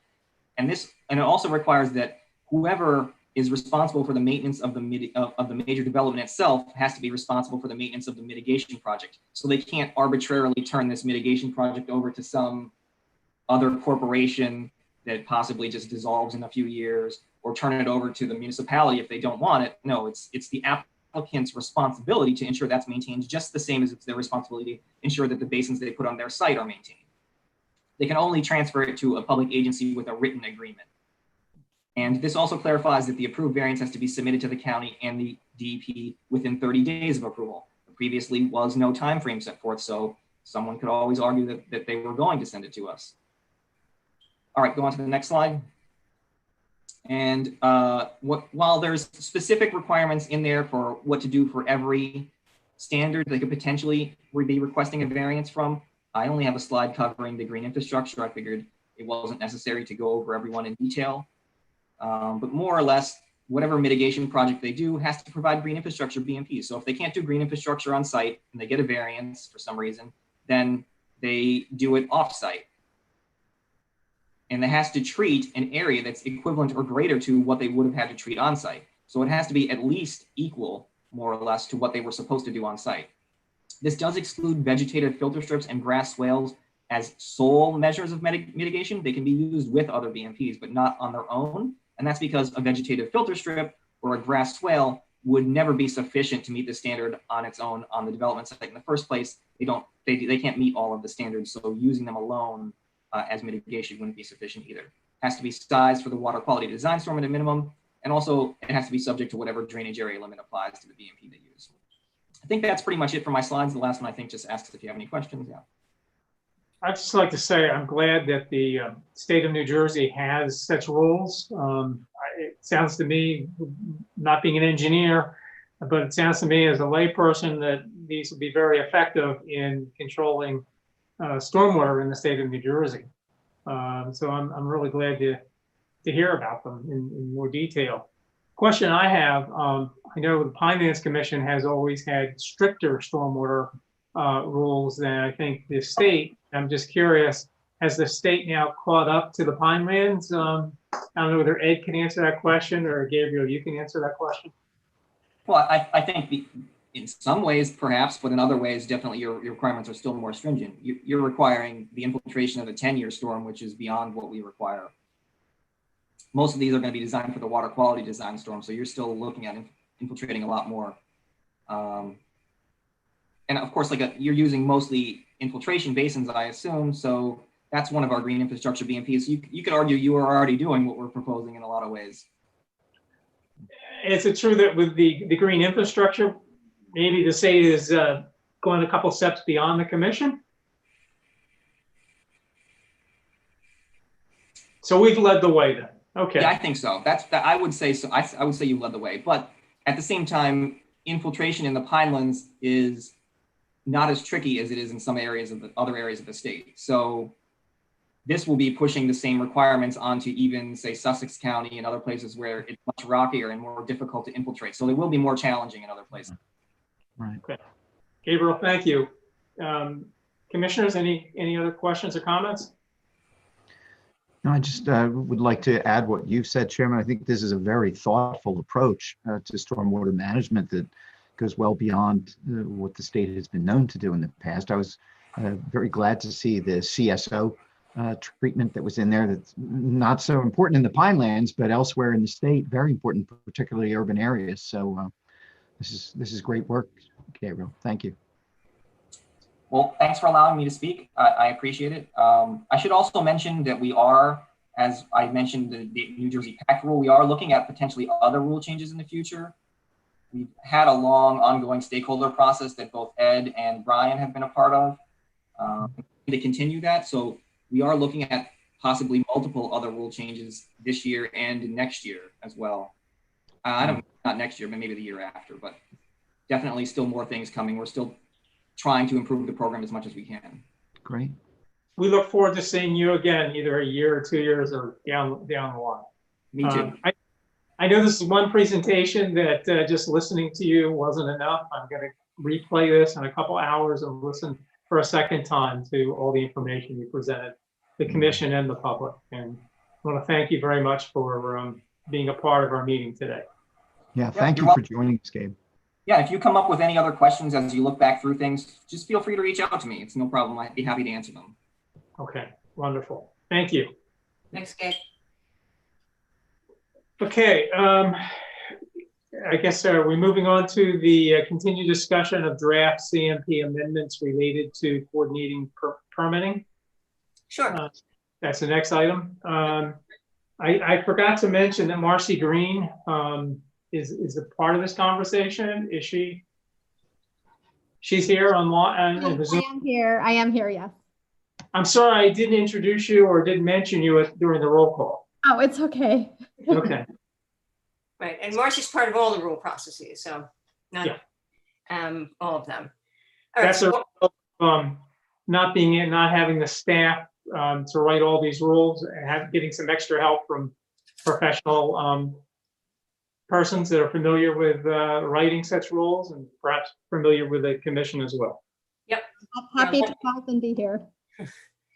Okay, so Nancy, at the last meeting, we had a long discussion about this rule, and there was a request, I think, for Christina Miles to speak to address some of the concerns that we have, and I know Christine is here. Right. So how would you like to organize this discussion? Well, before we turn to Christina, Stacy and I have been doing a lot of research. We've been trying to come up with a way to address a small but mighty group of projects that don't get local approvals, which fell into this void with us. And we had suggested, there was, commissioners had talked about having judiciary proceedings. And then at the last meeting, I think Commissioner Lloyd said we needed to replace the missing local review, because that is where private applications, the public can go and review. So that's when Stacy and I started looking at the local review and what the municipalities are doing. And Stacy looked at the legal stuff and the municipal land use law, and I've spent a significant amount of time watching videos and reading through minutes of municipal meetings from the Pinelands. And what I found was that municipalities are not all playing from the same book. They do slightly different things, they handle them differently. So in addition to addressing your legal concerns today, I thought it would be sort of to everyone's advantage if at this point we took a step back, sort of started over, and the commissioners could lay out sort of what it is you really want to see. And then we could try to craft a rule to get us there, because I'm not really clear anymore as to what we're even trying to accomplish, because I'm hearing different things and they change over time a little bit. And I don't want to start writing rules until we're all really clear on what it is that will sort of universally meet everyone's needs. So that's kind of where I am now. I'm left sort of, there's nothing clear in replacing a municipal process because they're all kind of different. And So that's where I am. So in addition to any legal questions based on what we were talking about before, I really would like to start to have a conversation, sort of starting from scratch, as to what it is would work for us, what we would like to see on these projects that don't get local approvals. I think it's mostly going to be projects that get the BPU 4055 D19 exemption, but there may be other projects that aren't getting local approvals for whatever reason that come in. Most of those Do you have a list of those? Do you have any suggestions as to what? They're mostly small, but there are certain things that you don't have to go to the municipality for. And we may not, even know what they are, but I know there are some, and I think they're mostly small, but I don't want to catch them up in some bigger process that now you're going to say to us one day, why are we reviewing these? So there's sort of that piece of it. No, I don't have a list of them. But I think there's other things out there, and I just want to make sure that we don't drag in things that the commission doesn't want to see or doesn't need to see or doesn't need a more formal process. But the bigger question for me is, what do we want it to look like? What would it entail so that we can figure out, A, if there are legal questions then, and B, how we would write a rule to do that. So I'm sort of clearing the slate and taking a step back. I'm just wondering if there are circumstances like that. If the director came to the commission and said, what do you want to do? Do you want to handle this, in-house, or do you want to bring it to the full commission and have them make that decision? That might be a way we could deal with those situations. That sounds like a plausible way of doing it from my point of view, but again, I'm just a layperson, and I'm not sure what other requirements would be needed to do that. For the other one, sure, we'd have to write that into a rule somehow. Right. Right. I Mr. don't think. Chairman? Yes. I'm sorry. Go ahead, Nancy. The bigger question for me is on the ones that we are dealing with specifically, the ones that are private applications, which sort of serve the public and get get exemptions from BPU, so they're not getting local approvals, what process we would like to use for that. Staff had written up a process where it would basically follow the public process, but there was no consensus that that was the right way to go. Then some legal questions come up, but I'm thinking, let's figure out exactly which way you want to go, what you want it to look like exactly. And then we could craft a rule that way. Sounds good, Nancy. Thank you. Commissioners, was it Mark, you had a question? Or a comment? Thank you. Yeah, I'd like to start off just by saying that for me, my concern about any rule change that we do here in these cases where there is no local review is that we make sure we're affording the public the maximum opportunity to have notice, to formulate their arguments, and to present their information in a public forum. Ideally in a forum where there is an evidentiary hearing where they can cross-examine witnesses if they choose. I hear what Nancy's saying about there are applications out there that are so minor that this just wouldn't make sense to do.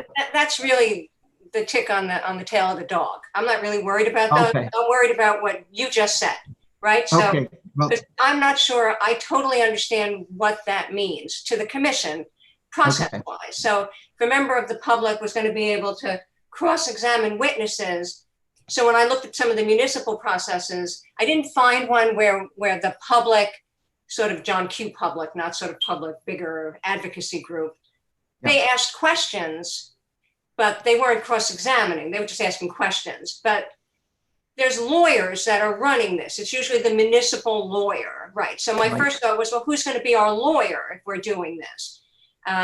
Is it the DAG? Is it Stacy? No, can't be Stacy. But who is it? And how does that, So then I have all these process questions. That's why, if that's what the commission wants, fine, we get past that. And then we start to figure out, A, if there's legal issues with it, or A, how we would do it, and B, are there legal issues? So what you just said was very clear and makes me have a lot of questions, but that's okay. We can frame those out after. Mr. Chairman? Yes, sure. Commissioner Ira. Two items come to mind in addition to what Commissioner Lobauer said. The first is the Board of Education application that came before us. and a neighbor, it was not reviewed by the municipality. A neighbor had issues with regard to runoff, and we as a commission could do nothing to request the Board of Education to mitigate that. So that's a case clearly which circumvents municipal approval and municipal requirements, and the closest neighbor was not afforded any opportunity to have redress. The other issue that is of concern is with the BPU making decisions for municipal applications. Again, those do not get a municipal review. And personally would like to see us make a review of those items.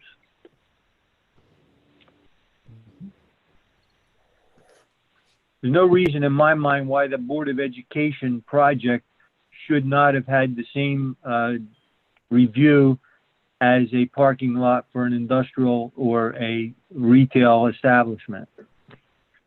Yes. Well, that Board of Education project was a public application. Those are reviewed by the commission. I don't remember the details of the runoff issue. Chuck, do you remember? Yes, Nancy. That was a situation where the neighbor had voiced a concern about stormwater runoff from the existing parking lot, and the applicant's engineer had submitted information that demonstrated that the applicant or the Board of Education was meeting our stormwater management standard for their proposed development. And the engineer further represented that what they were doing should help address the existing situation. But under our regulations, we weren't allowed, nor was the applicant required, to address stormwater runoff from the pre-existing situation. Okay. And so I do remember Exactly. that coming to the commission, the full commission, and those questions were vetted somewhat. But I do understand the commissioner's concern with the neighbor and the comments that they offered. But the way our regulations are constructed, we did the best we could as a staff on that one. Exactly. And I don't know, Mr. Horner, whether there is a methodology to modify our CMP to deal with those kinds of issues. Commissioner Eric, if I can just interpose for a moment. I mean, certainly there is an amendment, but that would be an amendment to the public application process. With regard to Board of Education or school improvements, those are supposed to go to the Department of Education for a review. So I'm not sure that that's actually a CMP compliance issue that would be before the commission, as opposed to a issue that should have gone in some respect to the Board of Education or to the Department of Education that was looking at that project.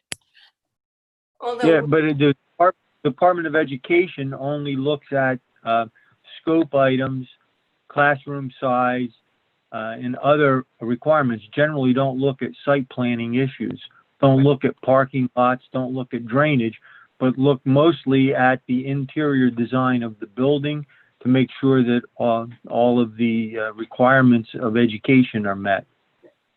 and this is a slightly different issue than the not getting a local review, but should we decide to discuss this further, I mean, this would be sort of an instance where we would be looking at other issues not related specifically to the application before us, but related to the site. Because what they were doing wasn't contributing to that discharge. That was a separate issue, not related to the application. Is that right, Chuck? I'm trying to figure, the answer to that one is that, yes, they were enlarging a parking lot and they were managing the stormwater from that parking lot enlargement in accordance with our rules. Right. The interesting part that the commissioners may find interesting is that, and when we asked the applicant, because we were sensitive to the public comment we received, And when we asked the applicant about addressing the existing situation, they said essentially that what they were doing was going to help the situation, but the regulations did not require them to address a situation that pre-existed the problem. So the staff did attempt to help that situation, but our regulations do not address that. And that's my point with regard to the regulations and not with regard to staff performance. I think staff tried very hard to convince the applicant to do better, but the regulations did not permit.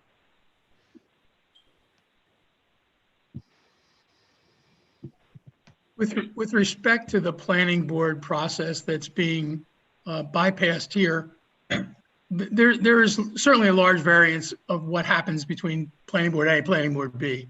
But often there are objectors who have attorneys who do cross-examine the applicant's experts, who present their own experts, and that process is what's being bypassed. And that's the concern that I have. And typically that process is run often by the planning board attorney, sometimes by the planning board chairperson, depends on the relationship and personalities there. I guess I'm curious. I mean, who would be our planning board attorney? I mean, you said it couldn't be Stacy. I'm not sure why. I don't have a strong feeling either way. I guess it certainly could be the DAG or Stacy. I just wondered what your thoughts are on that. But I think a process similar to what the planning board does with objectors and expert evidence is what I have in mind. I don't think it can be Stacy because Stacy's not our lawyer. Okay, fair enough. That's why. Yeah. That was the only You're not reason a DAG, why. you can't practice law for a state agency. Fair enough. So, and I can't speak for the Attorney General's office because I can't. So, but that's why. And that might create an issue as well because Christina's here to represent you. So it sort of becomes, Ed, like the OAL issue where we have a prosecuting DAG and then Christina or whoever the commission's DAG is ethically walled off so that they can provide advice to the commission as to the actual decision. So if we were to go down that path, we would have to explore that sort of option where there would be one DAG who's sort of advancing or prosecuting the application and then a DAG to provide legal advice, potentially. I'm just trying to think this through. When I was looking at the MLU provisions, it seemed to me that the process that involved for third parties, lawyers and presenting evidence, et cetera, was an intervener status. And we had talked about that during the last P&I meeting, that they weren't just necessarily interested parties as defined under the MLUL, but if they were going to be given greater rights within the hearing, they had to apply to the municipality, be an intervener. Because I'm not quite sure I understand the need for two AGs in the planning board context. I think the planning board attorney advises the planning board. The applicant prosecutes the case and an objector objects to the case. So I guess trying to analogize it to a Pinelands situation, I think the DAG and Christina, obviously you need to help us here, but the DAG represents the commission, isn't prosecuting the application. So I don't necessarily see a conflict there. And just to sort of protect Christina for a second, I have not discussed this with her. I have, I just started my conversation. That was one of my first questions. I have a lot more, but, I think if we frame out what it is we think the commission wants to do, then we can start to pick off all these things and figure out how we would do them. Yeah. I'm just saying it's, for me, I first need to really understand what the commission as a whole thinks it is that they want to do. And then I think there's no reason why we can't figure it out. We just would have to figure it out and write it so that it works. Right. And I've been trying to look at this issue, and it helps for me for clarity from a legal perspective to know precisely what we're planning. But I was analogizing it more to the OAL initial final decision process and just trying to make sure that you had counsel that could provide legal advice. And I really haven't had a lot of time not knowing the full, canopy of what the commission wants to do to sort of think about where council would be needed and what council's role would be. Yeah, and depending on where the commission lands, I mean, those would obviously be questions that my office would have to look at. I mean, I will say outside of this auspice, but within, you know, the OAL context, yes, my office does set up walls between the prosecuting DAG and whomever is the reviewing DAG, because, you know, whoever's appearing before the ALJ may end up having a different position than whomever is representing the board who's making the ultimate decision on the ALJ's determinations. So, but I don't know, I'm mostly here to listen to the questions and the concerns that the commissioners have, and then look into whatever those issues may be, and then we can have a more full-throated discussion on what those legal issues may be once we can identify them in the first instance. Mr. Chairman? Yes, yes. It's Sean. Commissioner Erlin? Yes. Yes. Just throw my 2 cents in here. And just from the local perspective, you know, I've been on my joint planning and zoning board, not this year, but the previous 10 years prior. And, you know, as part of my day job, I'm in front of planning and zoning boards very, very regularly.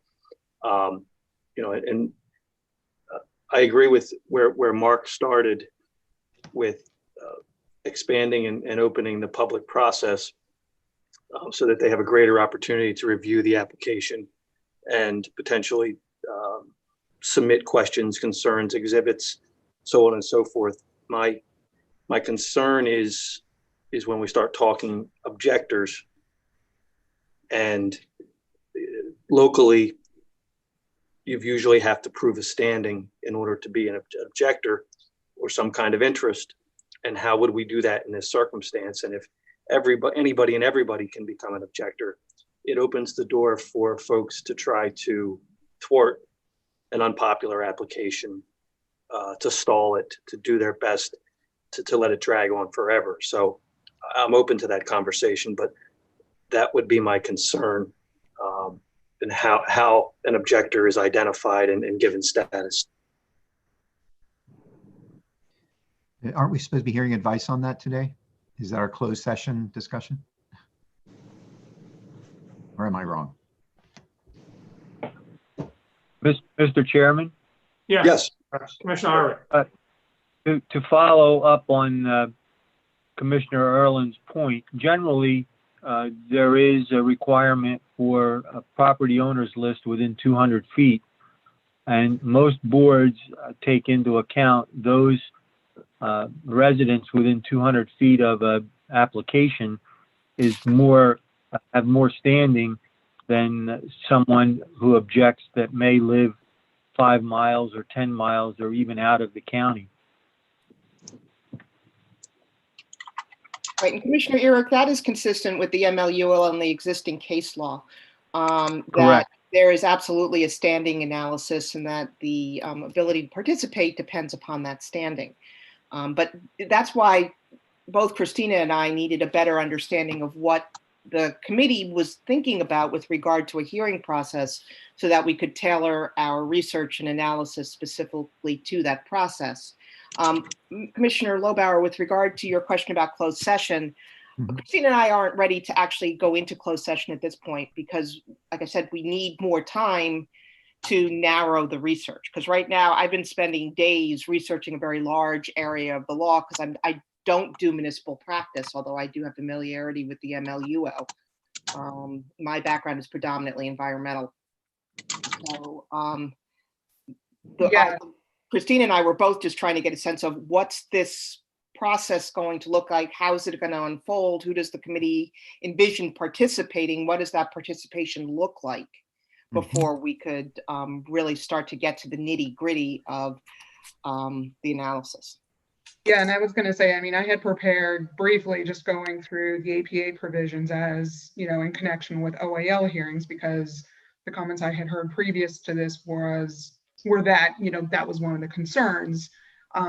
But from what I'm hearing, that may be a different thing than what you guys are seeking right now. So if you want to go into closed session, I can tell you a little bit about APA and what the parameters of third-party hearings are for APA, because I know that's an ongoing issue, but I don't know that that's necessarily related directly to this at this juncture. I don't view that as an issue at this juncture. I'm thinking in terms of the process before the commission, not the process before an OAL judge, for instance, because the analogy, I think, is to the planning board procedure where, you know, there are objectors. Jerry's right that the 200-foot, the property owner within 200 foot certainly has the right to object. I think my understanding is generally objectors don't have to meet that standard, but the process I'm thinking about is a planning board process transplanted to the commission. You know, we have a chairman of the commission analogous to the chairman of the planning board. We have an attorney for the commission analogous to the planning board attorney. That's the process I'm thinking about, because we're replacing a planning board process that doesn't exist. Yeah. And that's what I've been thinking about, what we want to do. Quick question, to what extent are you thinking that this would borrow at all? And I will fully admit I did not have a chance to let staff know that this is one of the things I was thinking about. So I'm sorry, guys, but to what extent are you thinking at all that this sort of hearing would occur before the commission, that it would borrow or mirror anything from the existing call-up process for private applications, which I will fully also admit I have not seen you guys implement yet in the tenure that I've been representing you? And in my view, I think that we should look at that as a possible comparable. The other thing I mentioned at the last meeting is my understanding at the BPU process on some of these matters is that the commission itself hears the case, if you will, doesn't refer it to OAL. That may be another approach we want to look at. Wait, say that again? As I understand it, when the BPU considers matters that, like the ones we're talking about, where there's a municipal override, that often the BPU itself hears the case, if you will, does not refer it to OAL. And my thinking is that the commission may want to put itself in a position to be able to do that as well. I think we are now. I think we don't have to refer things to OAL. We can hear them ourselves. And that may be more analogous to the planning board process that would be bypassed here. And if I might, I would favor that approach as well with the commission hearing these cases with the support of our staff and our attorney. Although I recognize, based on what the executive director said at the outset of this discussion, that there's likely to be a set of applicants with such, I don't want to say trivial, but minor applications that probably deserve carve out and handling by the staff. But that is, again, something we'd have to look at and see if we want to draw a line. Ed, I'm sorry, you were breaking up on my end. Oh, so okay. I really couldn't hear what you were saying, but what I heard, and I just want to make sure that I have it correctly for my notes, was that you were looking for something that was analogous to the call-up process that we're doing now for privates. So, and that the commission would hear it. Did I miswrite that? Yes, I think they just wanted, well, somebody mentioned it. So I think, I'm sorry I have to jump in here, but I think first we would need to explain to the commission what the call-up process is, because I don't think any of them have experienced it. We haven't experienced it, but I've looked into it. It's in the MLUL. Yeah, I understand. But the call-up process, Commissioner Lobauer, comes from the comprehensive management plan. The way it currently works is it is a hearing before the executive director. It is a public hearing, so the applicant and the staff, it's not an adjudicatory hearing per se. It's sort of quasi-adjudicatory. The applicant and the staff present their sides as to why they do or don't comply with the requirements of the CMP, to the extent that we have had, then there's no swearing of witnesses, there's no cross-examination. Right, but there's exhibits and there's evidence and it's all read into the record. It is sort of more legal. It's quasi-adjudicatory, exactly. And to the extent that public is there, certainly they are permitted to speak and to present whatever information they want as part of the public hearing process. So it's when it's conducted in front of the executive director, it is not a full-blown OAL adjudicatory hearing. That's not what the rules currently require. But then the decision of the director goes to the commission. Am I right? Correct. Yes. And then the executive director's report goes to the commission, and the commission makes the final determination. So Casey, I don't know whether you thought I was cutting out when I was speaking, or was it Mark? it was you that was cutting out. I heard Commissioner Lobauer fine. For some reason, I don't know, maybe because I have two teenagers that are trying to use the Wi-Fi at the same time I am. Well, let me just briefly repeat. I think that the call-up process is an analogous process that we should look at. I'm not sure that it's the process we should go with. I think the other analogous process is the planning board process, and that those are the two most obvious, but there may be others. Okay. Thank you. I would agree with Commissioner Floyd in that the call-up process doesn't fully allow objectors to present arguments before the full commission. Yeah. So Commissioner Eric, are you saying, I guess I'm not quite understanding your position. So what you're saying is. My position is analogous to the planning board process. Right. But you're speaking in terms of an objector. So having an objector. He wants the public to have the right to present their case to the commission, To the not commission. just me. Correct. And I agree with that. Correct. Right. No, I understood that point. The point that I was having difficulty sort of grasping was, what does present their position mean? Because that could mean a number of things. That means they could stand up and present their argument. That means they could have their own witnesses. There's definitely a spectrum there. Yeah.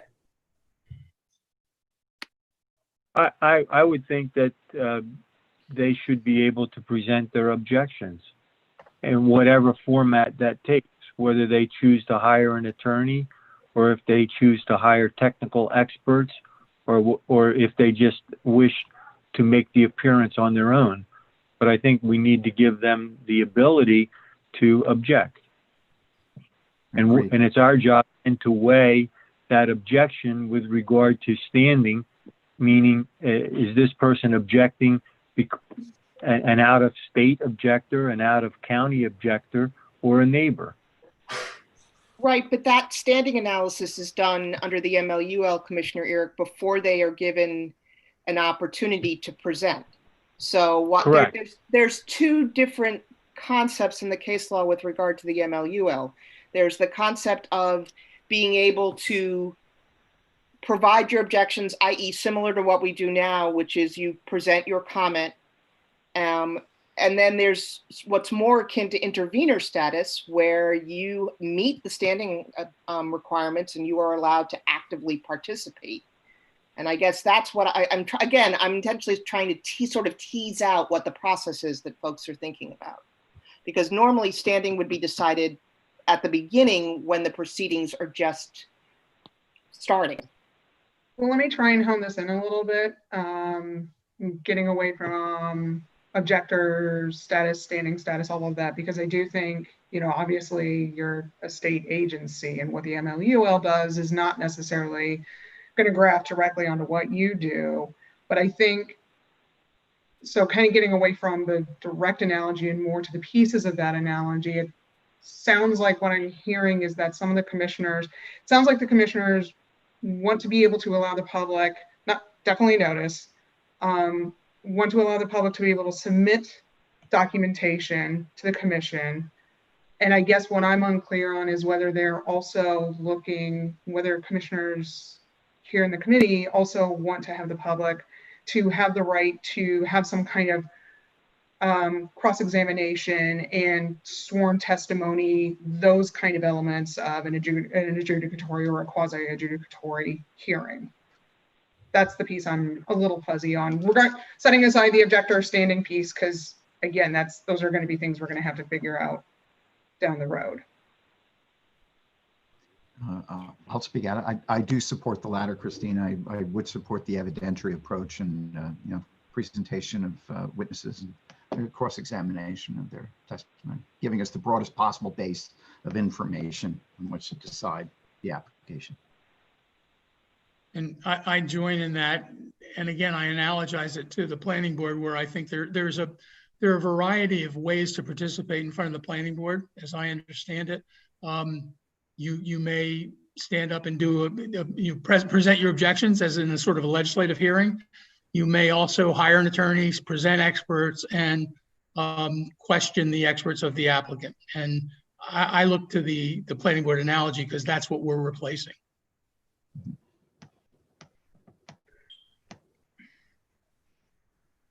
Okay, anyone else?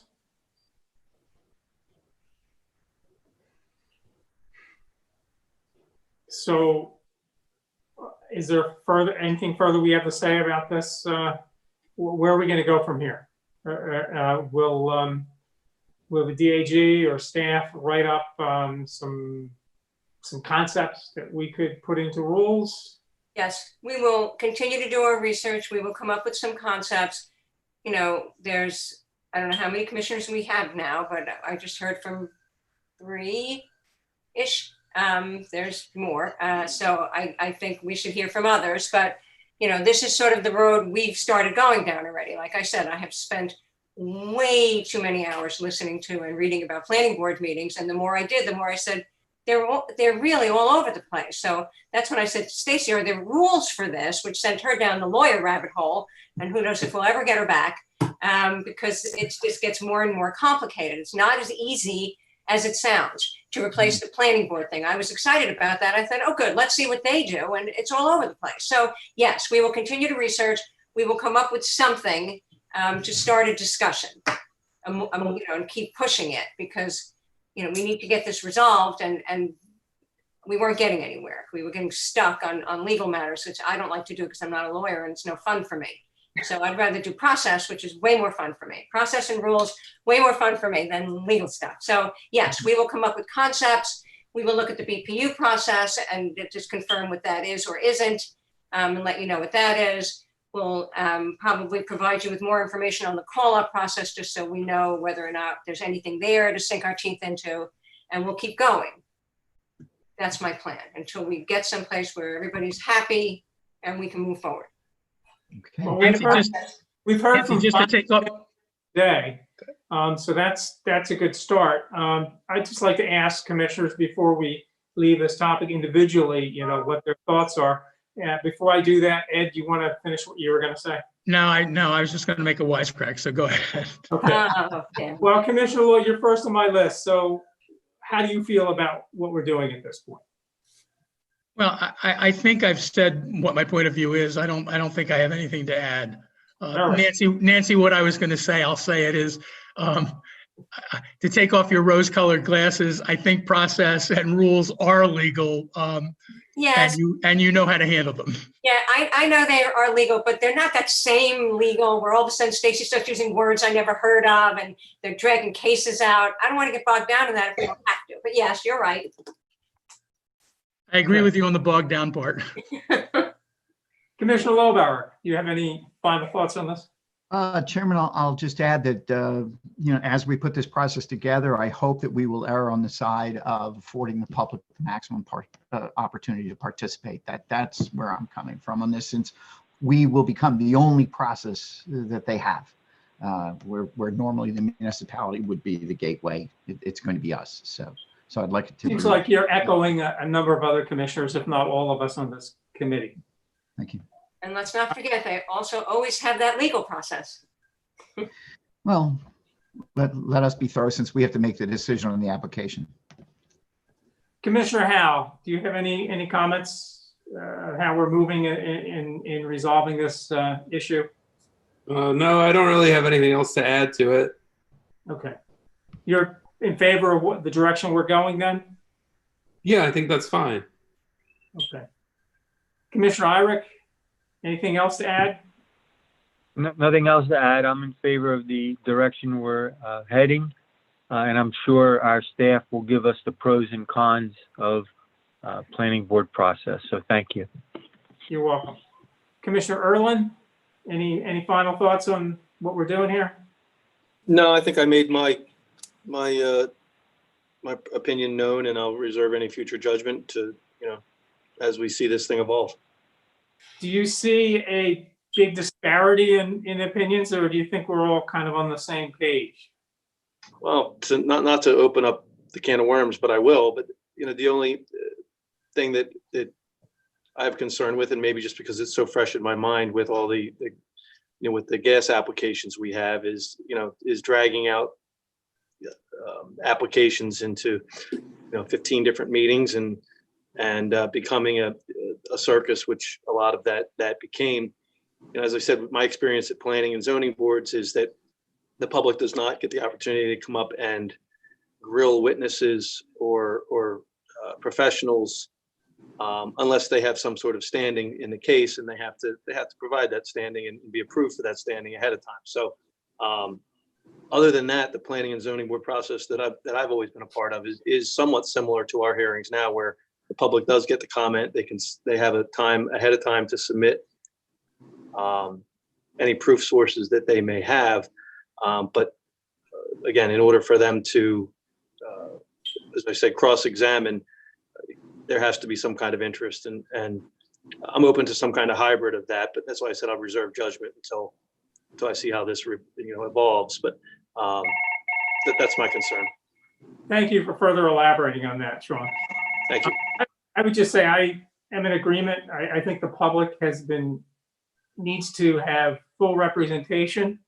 I remember when one of the applications we had before us from the BPU, the commission didn't, if I remember correctly, didn't even know about the application before it was approved, I think, by the BPU. And I think the public needs to be able to be involved from the outset. And when you take it away from the planning board, especially with an application that you're going through multiple municipalities, I think that's where people live. And they need to be able to come out and express how it's affecting them. But I also think we've talked about individual planning boards, individual municipalities, but this is a process where there's multiple municipalities and there's multiple interests, a regional interest. So I'm interested to hear how environmental advocates or organizations of environmental advocacy would play a role in this. I think they should have a voice as well. So that's my position. Okay, so now let's move on to public comment. And on the middle tile, we have the phone number and the meeting ID. I'd like to open up the meeting to public comment. Jessica, do we have any commenters yet on the phone? Yes, we do. Oh, great. So who would be the first public commenter? I'm getting it. Good morning, caller. Could you please state your name for the record? Hi, my name is Fred Akers from the Great Egg Harbor Watershed Association. Hello, sir. Good morning, Fred. Good morning, Fred. Hi there. I just wanted to comment on the stormwater presentations. I thought they were both excellent from Ed and Gabriel. The stormwater management is a big issue for my organization, and I was happy to see in the state's rules that they're recognizing the difference between where stormwater is directly connected to surface water runoff and where it's not. That's a big issue that I saw in the aging basin studies that was missing. So if you have runoff that's creating a problem, that's really where you need to focus. And then I guess the last thing I want to say is that from a success standpoint, with the commission, I always point to the Hamilton Mall, which had aging basin problems for years, and they were finally solved, very successfully solved, but it took a new application by the basin owners to then be required to fix the basins to incorporate more stormwater. So that's a place where the commission can look for opportunities to fix aging basins when new expansion of development is being proposed. But those are my comments. Thanks. Thank you very much. That brings back a lot of memories, Fred, talking about the Hamilton Mall Basin. It seems to me it went on for a couple of years in any case. All right, thank you. It was a 10-year project for me. You talked about it many times during public comment, I remember, over the years, at least while I was on the commission. Thank you. You're welcome. Jessica, is there any other public commenters? Yes, we do. Great. Good morning, caller. Please state your name for the record. Hi, this is Ryan Greck from Pinelands Preservation Alliance. Morning, Ryan. Hi, Ryan. Good morning, Ryan. Good morning. What's your comment? Oh, am I on? Thank you. Thank you, commissioners, for the opportunity to comment today. I appreciate the conversation about the coordinated permitting process and the amendment. And I won't repeat. I agree with much of what was said today about the the opportunity for the public to be able to have an evidentiary hearing with sworn testimony and evidence presented and cross-examination and the like. And I'll just make the point that considering what to do in a case where a planning board hearing is eliminated in these types of applications, it's not just about offering the public the opportunity to fully examine a project application, and by public, we often think of neighbors, we think of individuals, concerned citizens, but it's also about offering the Pinelands Commission, the commissioners, yourselves, the opportunity to fully examine an application. All of this information that comes out during an evidentiary hearing creates a complete and comprehensive record that allows you as commissioners to most thoroughly examine an application and see if it complies with the CMP. So I'll just throw that out there. I think that needs to be considered when you sort of think about what it is that you as a commission want to, what kind of process you want to have when dealing with applications like this. Thank you. I'll end my comments. I hope you all are doing well. Thank you, Ryan. Thank you. Thank you. You're welcome. Jessica, is another commenter? No. No. No. All right. Well, let's take some comments from commissioners in concluding the meeting and not close public comment yet, and then come back to it after we've made any comments that we'd like to make. Any commissioners have anything to say at this point? We are going to go into closed session, and I believe, is that true? We're not? Okay, so I mean, we have a Zoom number. That's why I was assuming we were, but you updated us on that. We're not going to do that. Right. Okay. Okay, well, that's good. So we don't have to go through the procedure of public session. Good. All right, commissioners, I hope everything's well with you. All right, Jessica, are there any more commenters that have called in? No, sir. Okay. Well, I'm going to close public comment right now, and we'll go into our commissioner comments. And it doesn't look like there's too many today. Chairman, I'll just say that I'm very grateful for the comments that you and Commissioner Lloyd made at the outset of the meeting with regard to our friend and colleague, Candy Ashman. I'll reserve my comments till our next full commission meeting when I understand we're all going to pay tribute to her. But I'm really grateful for the things that you said. This is a sad time for all of us. Yes. She was much loved, and not just by us at the Pinelands, but by people who care about the environment all around the state. So, thank you for helping to relieve some of that grief while we mourn her. We're so lucky to have had for 40 years Candy Ashman, with her devotion and her intellect and her compassion for protecting the environment, both in the Pinelands and, as Ed said, throughout New Jersey and probably elsewhere as well. I know what she might say. The first edition of the CMP that was mentioned in one of the presentations, she said, have you read that yet? And so I would say that in tribute to Candace, I'm going to sit down and take another look at that. I have a copy of it, and I know it's on the Pinelands website that you can download. I would just say, you know, check out the CMP, the first edition, as encouraged us all to do by Candy Ash. So with that, I'm going to ask for a motion to adjourn, unless there's We adjourn, Chairman. Okay, Mark is second. Second for adjournment. Second. Thank you, Jerry. All in favor, say aye. Aye. Well, see you at the next meeting, commission meeting. Take care, everybody. Thank you. Stay Be safe. well. Stay Bye-bye. Stay safe. Bye-bye.